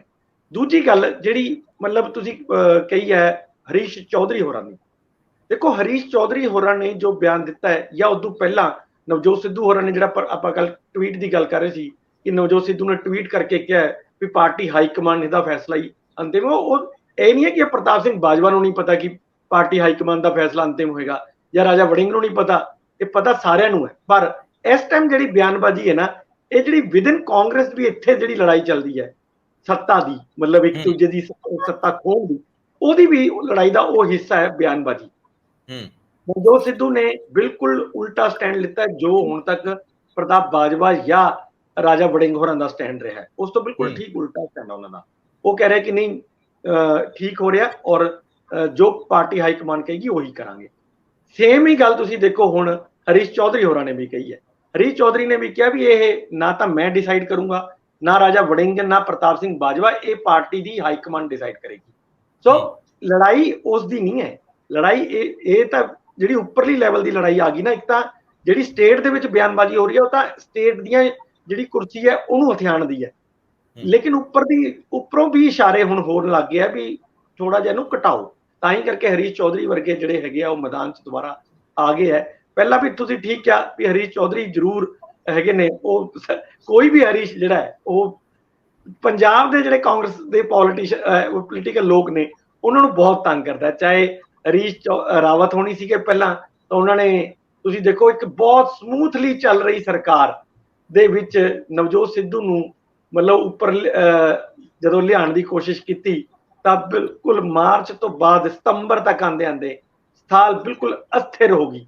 ਤੇ ਉਦੋਂ ਤੱਕ ਲੱਗ ਰਿਹਾ ਸੀ ਵੀ ਕਾਂਗਰਸ ਦੇ ਸਾਹਮਣੇ ਤਾਂ ਕੋਈ ਚੁਣੌਤੀ ਵੀ ਨਹੀਂ ਹੈਗੀ, ਤੇ ਅਚਾਨਕ 4 ਮਹੀਨੇ ਬਾਅਦ ਲੱਗਣ ਲੱਗ ਗਿਆ ਵੀ ਕਾਂਗਰਸ ਤਾਂ ਆਪ ਹੀ ਚੁਣੌਤੀਆਂ ਦੇ ਵਿੱਚ ਘਿਰੀ ਹੋਈ ਹੈ। ਸੋ ਮਤਲਬ ਜਿਹੜੀ ਇਹ ਔਰ ਹੁਣ ਜਦੋਂ ਉਹ ਰਾਵਤ ਸਾਹਿਬ ਗਏ ਤਾਂ ਹਰੀਸ਼ ਚੌਧਰੀ ਨੇ ਉਹ ਕਮਾਨ ਸੰਭਾਲ ਲਈ, ਤੇ ਹਰੀਸ਼ ਚੌਧਰੀ ਨੇ ਵੀ ਉਹੀ ਕੰਮ ਕੀਤੇ ਨੇ। ਮਤਲਬ ਮੈਨੂੰ ਲੱਗਦਾ ਕਿ ਪਾਰਟੀ ਨੂੰ ਸੰਗਠਿਤ ਕਰਨ ਦੀ ਬਜਾਏ ਇਹ ਲੋਕ ਜਿਹੜੇ ਨੇ ਨਾ, ਉਹ ਪਾਰਟੀ ਨੂੰ ਵਿਘਟਿਤ ਜ਼ਿਆਦਾ ਕਰਦੇ ਰਹਿੰਦੇ ਆ। ਠੀਕ ਗੱਲ ਹੈ ਭਾਸਕਰ ਸਾਹਿਬ। ਵੈਸੇ ਨਾ ਜਿਹੜੀ ਮੈਂ ਕੰਨ ਲਾ ਕੇ ਗੱਲ ਸੁਣਨ ਵਾਲੀ ਕਹਿ ਰਿਹਾ ਨਾ, ਕਈ ਕਾਂਗਰਸੀਆਂ ਨਾਲ ਗੱਲ ਹੋਈ, ਤੇ ਅਸਲ ਦੇ ਵਿੱਚ ਕੀ ਹੈ ਕਿ ਥੱਲੇ ਜੋ ਰਾਜਨੀਤੀ ਹੋ ਰਹੀ ਹੈ ਉਹ ਹੋ ਰਹੀ ਹੈ ਕਿ ਅਸੀਂ ਬਚਾਂਗੇ ਕਿੱਦਾਂ, ਪਰ ਜਿਹੜੀ ਉੱਪਰ ਰਾਜਨੀਤੀ ਹੋ ਰਹੀ ਹੈ ਇਹਨਾਂ ਦੀ ਹਾਈ ਕਮਾਂਡ ਦੀ, ਉਹਨਾਂ ਨੂੰ ਫਿਕਰ ਹੈ ਕਿ ਅਸੀਂ ਬਚਾਂਗੇ ਕਿੱਦਾਂ। ਸੋ ਹੁਣ ਥੱਲੇ ਦੀ ਤੇ ਉੱਪਰ ਦੀ ਲੜਾਈ ਦੇ ਵਿੱਚ ਥੱਲੇ ਵਾਲਿਆਂ ਦੀ ਕਿੱਥੇ ਵੱਟੀ ਦੀ ਹੁੰਦੀ। ਉੱਪਰ ਵਾਲਿਆਂ ਨੇ ਇਹਨਾਂ ਨੂੰ ਸਮਝਾਉਣ ਦਾ ਯਤਨ ਕੀਤਾ ਹਰੀਸ਼ ਚੌਧਰੀ ਦੀ ਰਾਹੀਂ ਕਿ ਕੀ ਫਰਕ ਪੈਂਦਾ, ਤੁਸੀਂ ਜੇ ਤਾਂ ਜਿੱਤਣਾ ਚਾਹੁੰਦੇ ਹੋ ਹੁਣ 24 ਦੇ ਵਿੱਚ ਕੁਝ ਸੀਟਾਂ ਤੇ ਇਹਨਾਂ ਨਾਲ ਰਲ ਕੇ ਆ ਜਾਓ, ਤੇ ਜੇ ਤਾਂ ਉੱਤੇ ਸਰਕਾਰ ਬਣ ਗਈ ਤਾਂ ਫਿਰ ਤਾਂ ਫਰਕ ਹੀ ਨਹੀਂ ਪੈਣਾ, 27 ਦਾ ਜਿੱਦਾਂ ਮਰਜ਼ੀ ਲੜ ਲਿਓ। ਤੇ ਜੇਕਰ ਸਰਕਾਰ ਨਾ ਬਣੀ ਤੇ ਕੇਜਰੀਵਾਲ ਸਾਹਿਬ ਨੇ ਗੱਠਜੋੜ ਵਿੱਚ ਰਹਿਣਾ, ਇਹਦੀ ਜ਼ਿੰਮੇਵਾਰੀ ਕੌਣ ਲੈਂਦਾ? ਤੇ ਜਦੋਂ ਕੇਜਰੀਵਾਲ ਸਾਹਿਬ ਗੱਠਜੋੜ 'ਚ ਰਹਿਣੇ ਹੀ ਨਹੀਂ ਬਾਅਦ ਦੇ ਵਿੱਚ, ਜੇ ਸਰਕਾਰ ਨਾ ਬਣੀ ਕਿਹੜਾ ਰਹਿਣਾ? ਕੋਈ ਵੀ ਨਹੀਂ ਰਹਿਣਾ। ਫਿਰ ਤਾਂ ਜੁਗਾੜਬੰਦੀਆਂ ਹੋਣੀਆਂ, ਜਿਹਦੀ ਸਰਕਾਰ ਬਣੀ ਉਹਦੇ ਨਾਲ ਤੁਰਨਗੇ। ਜੇ ਭਾਰਤੀ ਜਨਤਾ ਪਾਰਟੀ ਰਿਪੀਟ ਕਰ ਗਈ, ਉਹਨਾਂ ਨੂੰ ਥੋੜੀ ਬਹੁਤੀ ਸਮਰਥਨ ਦੀ ਲੋੜ ਰਾਜ ਸਭਾ 'ਚ ਇੱਧਰ ਉੱਧਰ ਹੋਈ, ਤਾਂ ਕਿੰਨੇ ਨਹੀਂ ਦੇਣਾ ਜੀ? ਦੇਣਗੇ ਸਾਰੇ। ਸੋ ਇਸ ਕਰਕੇ ਫਿਰ ਤਾਂ ਕਾਂਗਰਸ ਨੂੰ ਲੜਨਾ ਹੀ ਪੈਣਾ। ਘੱਟੋ ਘੱਟ ਕਾਂਗਰਸ ਦਾ ਸਮਝੌਤਾ ਤੇ ਭਾਜਪਾ ਨਾਲ ਨਹੀਂ ਨਾ ਹੋਣਾ। ਤੋ ਇਹਨਾਂ ਨੂੰ ਸਮਝਾਇਆ ਕਿ ਸਾਡਾ ਉੱਪਰਲਿਆਂ ਦਾ ਕੰਮ ਨਾ ਖਰਾਬ ਕਰੋ, ਤੁਹਾਡਾ ਕੰਮ ਤਾਂ ਸਾਡੇ ਬਣਨ ਨਾਲ ਹੀ ਬਣਨਾ ਹੈ, ਇਹਦੇ ਉੱਤੇ ਗੱਲ ਤੋਰੋ। ਮੈਨੂੰ ਲੱਗਦਾ ਵੀ ਹਰੀਸ਼ ਚੌਧਰੀ ਨੂੰ ਐਕਟੀਵੇਟ ਇਸੇ ਕਰਕੇ ਕੀਤਾ ਹੈ ਕਿ ਕਮਲਿਓ ਨਵਜੋਤ ਸਿੰਘ ਸਿੱਧੂ ਜਿਹੜਾ ਸਦਾ ਹੀ ਉਲਟ ਪਾਸੇ ਨੂੰ ਚੱਲਦਾ, ਜੇ ਉਹਨੂੰ ਸਮਝ ਆ ਗਈ ਤੁਹਾਨੂੰ ਕਿਉਂ ਨਹੀਂ ਆ ਰਹੀ, ਤੁਸੀਂ ਕਿਉਂ ਸਾਡੀਆਂ ਬੇੜੀਆਂ 'ਚ ਵੱਟੇ ਪਾ ਰਹੇ ਹੋ? ਆਮ ਆਦਮੀ ਪਾਰਟੀ ਕੋਲੇ ਪੰਜਾਬ ਹੀ ਇਕੱਲਾ ਹੈਗਾ, ਉੱਥੇ ਤੁਸੀਂ ਰੱਫੜ ਪਾਤਾ, ਕਿਉਂ ਘਟਾਉਣਾ ਜੇ ਇਹਨਾਂ ਨੂੰ? ਪਹਿਲਾਂ ਹੀ ਉਹ ਤਾਂ ਲੱਭਦੇ ਰਸਤਾ ਵੀ ਸਾਨੂੰ ਬਾਹਰ ਨਿਕਲਣ ਦਾ ਰਾਹ ਦਿਓ। ਜਿਸ ਤਰੀਕੇ ਨਾਲ ਅਲਾਈਅੰਸ ਦੇ ਮੁੱਦੇ ਦੇ ਉੱਤੇ ਜਦੋਂ ਵੀ ਦੋ ਲੀਡਰ ਖਾਸ ਕਰਕੇ ਰਾਹੁਲ ਗਾਂਧੀ ਉਹਨਾਂ ਔਰ ਅਰਵਿੰਦ ਕੇਜਰੀਵਾਲ ਨਾਲ ਕੁਰਸੀ ਤੇ ਬਹਿੰਦੇ ਹੋਏ ਨਜ਼ਰ ਆਉਂਦੇ ਨੇ, ਇੱਥੇ ਪੰਗਾ ਪੈ ਜਾਂਦਾ ਹੈ ਪੰਜਾਬ ਦੇ ਵਿੱਚ। ਔਰ ਉੱਥੇ ਅਲਾਈਅੰਸ ਇਹ ਨਹੀਂ ਹੋਏਗਾ ਇਹਦੇ ਉੱਤੇ ਗੱਲਾਂ ਚੁਰਦੀਆਂ ਔਰ ਆਖਿਰ ਵਿੱਚ ਗੱਲ ਸਿਰਫ ਇੱਥੇ ਆ ਕੇ ਟਿਕਦੀ ਹੈ। ਭਾਵੇਂ ਪ੍ਰਤਾਪ ਸਿੰਘ ਬਾਜਵਾ ਇਹਦਾ ਧੁਰ ਵਿਰੋਧ ਕਰ ਰਹੇ ਹੋਣ, ਪਰ ਉਹ ਵੀ ਲਾਸਟ ਵਿੱਚ ਕਹਿੰਦੇ ਨੇ ਅਲਟੀਮੇਟਲੀ ਹਾਈ ਕਮਾਂਡ ਨੇ ਡਿਸਾਈਡ ਕਰਨਾ ਹੈ। ਹੁਣ ਰਾਜਾ ਵੜਿੰਗ ਉਹਨਾਂ ਕੱਲ ਪੰਜਾਬ ਦੀ ਚਰਚਾ, ਉਹਨਾਂ ਨੇ ਜਿਹੜਾ ਕੈਂਪੇਨ ਜਾਂ ਸ਼ੁਰੂ ਕੀਤਾ, ਉਹਦੇ ਵਿੱਚ ਉਹਨਾਂ ਨੇ ਇਹੀ ਗੱਲ ਕੀਤੀ ਕਿ ਸਾਡੀ ਹਾਈ ਕਮਾਂਡ ਫੈਸਲਾ ਕਰੇਗੀ, ਪਰ ਸਾਡੀ ਗੱਲ ਸੁਣੇ ਬਗੈਰ ਕੋਈ ਫੈਸਲਾ ਨਹੀਂ ਕਰੇਗੀ। ਸਾਡੀ ਗੱਲ ਵਰਕਰਾਂ ਦੀ ਗੱਲ ਨੂੰ ਮੈਂ ਉੱਥੇ ਤੱਕ ਪਹੁੰਚਾਊਂਗਾ ਔਰ ਉਹਨਾਂ ਗੱਲਾਂ ਸੁਣਨ ਤੋਂ ਬਾਅਦ ਕੋਈ ਹਾਈ ਕਮਾਂਡ ਫੈਸਲਾ ਕਰੇਗੀ।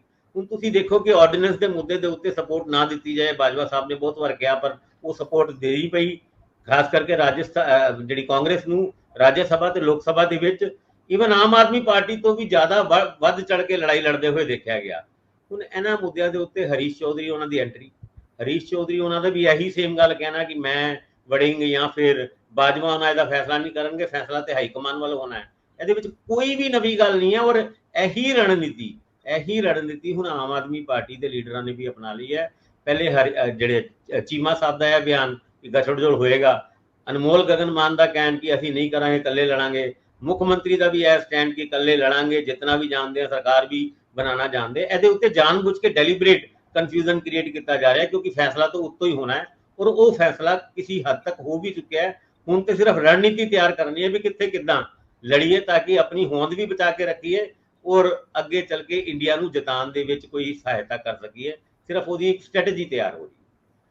ਇੰਦਰਪ੍ਰੀਤ ਜੀ, ਆਪਾਂ ਸਿਆਸਤ ਨੂੰ ਥੋੜੀ ਦੇਰ ਲਈ ਛੱਡੀਏ। ਵੈਸੇ ਤਾਂ ਇਸ ਗੱਲ 'ਚ ਕੋਈ ਦੋ ਰਾਵਾਂ ਨਹੀਂ ਕਿ ਹੁਣ ਕੋਈ ਬਹੁਤੇ ਬਦਲ ਬਚੇ ਨਹੀਂ। ਆਮ ਆਦਮੀ ਪਾਰਟੀ ਨੂੰ ਜਿਸ ਤਰ੍ਹਾਂ ਦਾ ਸਮਰਥਨ ਕਾਂਗਰਸ ਨੇ ਰਾਜ ਸਭਾ 'ਚ ਦਿੱਤਾ ਔਰ ਉਹ ਬਾਰ-ਬਾਰ ਦਾਅਵਾ ਕਰਦੇ ਕਿ ਕਿਸੇ ਮਾਮਲੇ 'ਚ ਪਹਿਲੀ ਵਾਰੀ 100 ਵੋਟਾਂ ਜਿਹੜੀਆਂ ਸੱਤਾਧਾਰੀਆਂ ਦੇ ਖਿਲਾਫ ਪਈਆਂ, ਉਹਨਾਂ ਨੂੰ ਮਿਹਣਾ ਨਹੀਂ ਇਹ ਲੈਣਾ ਆਮ ਆਦਮੀ ਪਾਰਟੀ ਨੂੰ ਵੀ ਅਸੀਂ ਵਰਤੇ ਤੇ ਛੱਡ ਤੇ। ਸੋ ਇਸ ਕਰਕੇ ਉਹ ਇਸ ਇਲੈਕਸ਼ਨ ਦੇ ਵਿੱਚ ਤਾਂ ਸ਼ਾਇਦ ਨਾਲ ਹੀ ਜਾਣਗੇ।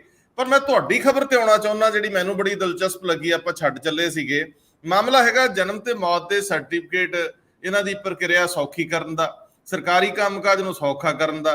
ਹੁਣ ਇਹ ਮਾਮਲਾ ਜਿਹੜੇ ਜਾਣਦੇ ਆ ਉਹਨਾਂ ਲਈ ਇਹ ਗਲੇ ਦੀ ਹੱਡੀ। ਸਭ ਤੋਂ ਔਖਾ ਹੁੰਦਾ ਜਨਮ ਤਰੀਕ ਸਰਟੀਫਿਕੇਟ ਬਣਾਉਣਾ, ਪਤਾ ਹੀ ਨਹੀਂ ਲੱਗਦਾ ਬੰਦਾ ਕਿੱਥੇ ਮੱਥਾ ਮਾਰੇ ਔਰ ਮਹੀਨਿਆਂ ਤੱਕ ਇਹ ਮਾਮਲੇ ਲਟਕੇ ਰਹਿੰਦੇ ਆ। ਕੀ ਕਰ ਰਹੀ ਹੈ ਸਰਕਾਰ, ਜਰਾ ਸਮਝਾਇਓ। ਇਹ ਆਮ ਬੰਦੇ ਨਾਲ ਜੁੜਦੀ ਖਬਰ ਹੈ, ਕਿਤੇ ਮੈਨੂੰ ਵੀ ਬਣਾਉਣਾ ਪੈ ਜੂ। ਰੰਧਾਵਾ ਸਾਹਿਬ ਦੇਖੋ, ਜਿਵੇਂ ਤੁਸੀਂ ਪਹਿਲਾਂ ਹੀ ਕਿਹਾ ਵੀ ਇਹ ਜਨਮ ਤੇ ਮੌਤ ਦਾ ਸਰਟੀਫਿਕੇਟ ਜਿਹੜਾ ਬਣਾਉਣਾ ਇਹ ਬਹੁਤ ਹੀ ਔਖਾ ਕੰਮ ਹੈ। ਮਤਲਬ ਦਫ਼ਤਰਾਂ 'ਚ ਇੰਨੇ ਕੁ ਧੱਕੇ ਖਾਣੇ ਪੈਂਦੇ ਆ ਇਹ ਸਰਟੀਫਿਕੇਟ ਬਣਾਉਣ ਵਾਸਤੇ ਕਿ ਲੋਕਾਂ ਦੀ ਬੱਸ ਹੋ ਜਾਂਦੀ ਹੈ। ਮਤਲਬ ਤੁਹਾਡਾ ਕਹਿਣ ਦਾ ਮਤਲਬ ਹੈ ਵੀ ਨਿਆਣਾ ਜੰਮਣਾ ਤੇ ਸੌਖਾ ਤੇ ਸਰਟੀਫਿਕੇਟ ਬਣਾਉਣਾ ਔਖਾ। ਹਾਂ, ਤੇ ਲੇਕਿਨ ਹੁਣ ਜਿਹੜਾ ਇੱਕ ਇਹ ਪਿੱਛੇ ਜੇ ਇੱਕ ਮੀਟਿੰਗ ਹੋਈ ਉਹਦੇ ਵਿੱਚ ਵੀ ਡਿਸਕਸ਼ਨ ਆਇਆ ਵੀ ਹੁਣ ਜਿਹੜੀ ਟੈਕਨੋਲੋਜੀ ਇੰਨੀ ਜ਼ਿਆਦਾ ਵਿਕਸਿਤ ਹੋ ਗਈ ਹੈ ਵੀ ਹੁਣ ਵੀ ਆਪਾਂ ਉਹਨਾਂ ਪੁਰਾਣੇ ਚੱਕਰਾਂ 'ਚ ਕਿਉਂ ਫਸੇ ਹੋਏ ਆ। ਸਪੋਜ਼ ਇੱਕ ਮੋਬਾਈਲ, ਜਿਵੇਂ ਇਹ ਕਿਹਾ ਗਿਆ ਵੀ ਇੱਕ ਮੋਬਾਈਲ ਐਪ ਤਿਆਰ ਕੀਤੀ ਜਾਏਗੀ ਜਿਹੜੀ ਅਟੈਚ ਹੋਏਗੀ ਡਿਪਾਰਟਮੈਂਟ ਦੇ ਨਾਲ, ਮਤਲਬ ਜਿਹੜੇ ਵੀ ਸੰਬੰਧਿਤ ਡਿਪਾਰਟਮੈਂਟ ਨੇ ਉਹਨਾਂ ਦੇ ਨਾਲ ਤੁਸੀਂ ਅਟੈਚ ਕਰ ਦਿਓ ਉਹਨੂੰ। ਸੋ ਜਦੋਂ ਤੁਸੀਂ ਉੱਥੇ ਹਸਪਤਾਲ 'ਚ ਕਿਤੇ ਵੀ ਕੋਈ ਬੱਚਾ ਜੰਮਦਾ ਹੈ ਤਾਂ ਉਹ 'ਚ ਸਾਰੀ ਰਿਕਾਰਡ ਤਾਂ ਸਾਰਾ ਰਜਿਸਟਰ ਤੇ ਕਰਦੇ ਹੀ ਹੈ ਕਿ ਕੌਣ ਸੀਗੀ ਲੇਡੀ, ਉਹਦਾ ਪਤੀ ਕੌਣ ਹੈ, ਉਹਦਾ ਐਡਰੈਸ ਕੀ ਹੈ, ਬੱਚਾ ਮੁੰਡਾ ਹੋਇਆ ਜਾਂ ਕੁੜੀ ਹੋਈ, ਸਾਰਾ ਕੁਝ ਉਹਦੇ 'ਚ ਆਉਂਦਾ ਹੀ ਹੈ। ਜੇ ਉਹ ਉੱਥੇ ਰਿਕਾਰਡ ਕਰਨ ਦੀ ਬਜਾਏ ਮੋਬਾਈਲ ਐਪ ਤੇ ਰਿਕਾਰਡ ਕਰਤਾ ਜਾਏ ਤੇ ਉਹ ਸਿੱਧਾ ਦਾ ਸਿੱਧਾ ਡਿਪਾਰਟਮੈਂਟ ਚਲਾ ਜਾਏ ਤਾਂ ਡਿਪਾਰਟਮੈਂਟ ਆਪਣੀ ਸਾਰੀ ਪ੍ਰਕਿਰਿਆ ਪੂਰੀ ਕਰਕੇ ਵਾਪਸ ਇਸੇ ਤਰ੍ਹਾਂ ਹੀ ਸਰਟੀਫਿਕੇਟ ਜਿਹੜਾ ਹੈ ਉਹ ਸੰਬੰਧਿਤ ਬੰਦੇ ਦੇ ਮੋਬਾਈਲ ਤੇ ਹੀ ਭੇਜ ਦੇ। ਉਹ ਜਦੋਂ ਮਰਜ਼ੀ ਉਹਨੂੰ ਡਾਊਨਲੋਡ ਕਰ ਲੇ ਤੇ ਉਹਦਾ ਕੰਮ ਸਰ ਗਿਆ। ਉਹਨੂੰ ਨਾ ਦਫ਼ਤਰ 'ਚ ਜਾਣ ਦੀ ਲੋੜ ਪਈ, ਨਾ ਕਿਤੇ ਹੋਰ ਜਾਣ ਦੀ ਲੋੜ ਪਈ ਹੈ। ਇਸੇ ਤਰ੍ਹਾਂ ਹੀ ਜਿਹੜੇ ਆਪਾਂ ਸ਼ਮਸ਼ਾਨ ਘਾਟ 'ਚ ਵੀ ਜਦੋਂ ਮਤਲਬ ਕਿਸੇ ਦੀ ਡੈਥ ਹੋ ਜਾਂਦੀ ਹੈ ਤਾਂ ਆਪਾਂ ਉੱਥੇ ਕਰਾਉਂਦੇ ਹਾਂ, ਇਹ ਸਭ ਕੁਝ ਲਿਖਾਉਂਦੇ ਹਾਂ ਵੀ ਕੌਣ ਸੀਗਾ ਬੰਦਾ, ਐਡਰੈਸ ਕੀ ਹੈ, ਉਮਰ ਕੀ ਹੈ, ਲਿੰਕ ਕੀ ਹੈ, ਸਭ ਲਿਖਾਉਂਦੇ ਹਾਂ ਉਹਦੇ ਵਿੱਚ। ਸਿਰਫ ਇੱਕ ਰਜਿਸਟਰ 'ਚ ਲਿਖਣ ਦੀ ਬਜਾਏ ਇੱਕ ਮੋਬਾਈਲ ਐਪ ਤੇ ਉੱਥੇ ਵੀ ਲਿਖੋ ਰਜਿਸਟਰ ਤੇ, ਪਰ ਨਾਲ ਦੀ ਨਾਲ ਉਹਨੂੰ ਮੋਬਾਈਲ ਐਪ ਤੇ ਵੀ ਚੜਾ ਦਿਓ ਤਾਂ ਕਿ ਉਹ ਸਿੱਧਾ ਡਿਪਾਰਟਮੈਂਟ 'ਚ ਚਲਾ ਜਾਏ ਤੇ ਜਿਹੜਾ ਸਰਟੀਫਿਕੇਟ ਆ ਉਹ ਤੁਹਾਡੇ ਮਤਲਬ ਮੋਬਾਈਲ ਐਪ ਤੇ ਹੀ ਆ ਜਾਏ, WhatsApp ਤੇ ਆ ਜਾਏ, ਜਿਸ ਤਰ੍ਹਾਂ ਵੀ ਤੁਹਾਨੂੰ ਚਾਹੀਦਾ ਹੈ। ਈਮੇਲ ਤੇ ਮੰਗਾਣਾ ਈਮੇਲ ਤੇ ਮੰਗਾ ਲਓ, ਜਿਸ ਤਰ੍ਹਾਂ ਵੀ ਤੁਹਾਨੂੰ ਚਾਹੀਦਾ ਉਸ ਤਰ੍ਹਾਂ ਮੰਗਾ ਕੇ ਡਾਊਨਲੋਡ ਕਰ ਲਓ ਉਹਨੂੰ। ਤੁਹਾਨੂੰ ਯਾਨੀ ਕਿ ਦਫ਼ਤਰਾਂ 'ਚ ਜਾਣ ਦੀ ਲੋੜ ਨਾ ਪਏ। ਇਹ ਉਹਨੂੰ ਉਹਨਾਂ ਸੁਖਾਲਾ ਕਰਨ ਦੀ ਕੋਸ਼ਿਸ਼ ਕੀਤੀ ਹੈ। ਹੁਣ ਇਹਦੇ ਚਾਰਿਆਂ 'ਚ ਵੀ ਸਟਾਰਟ ਕਿੱਥੋਂ ਕੀਤਾ ਜਾਏ।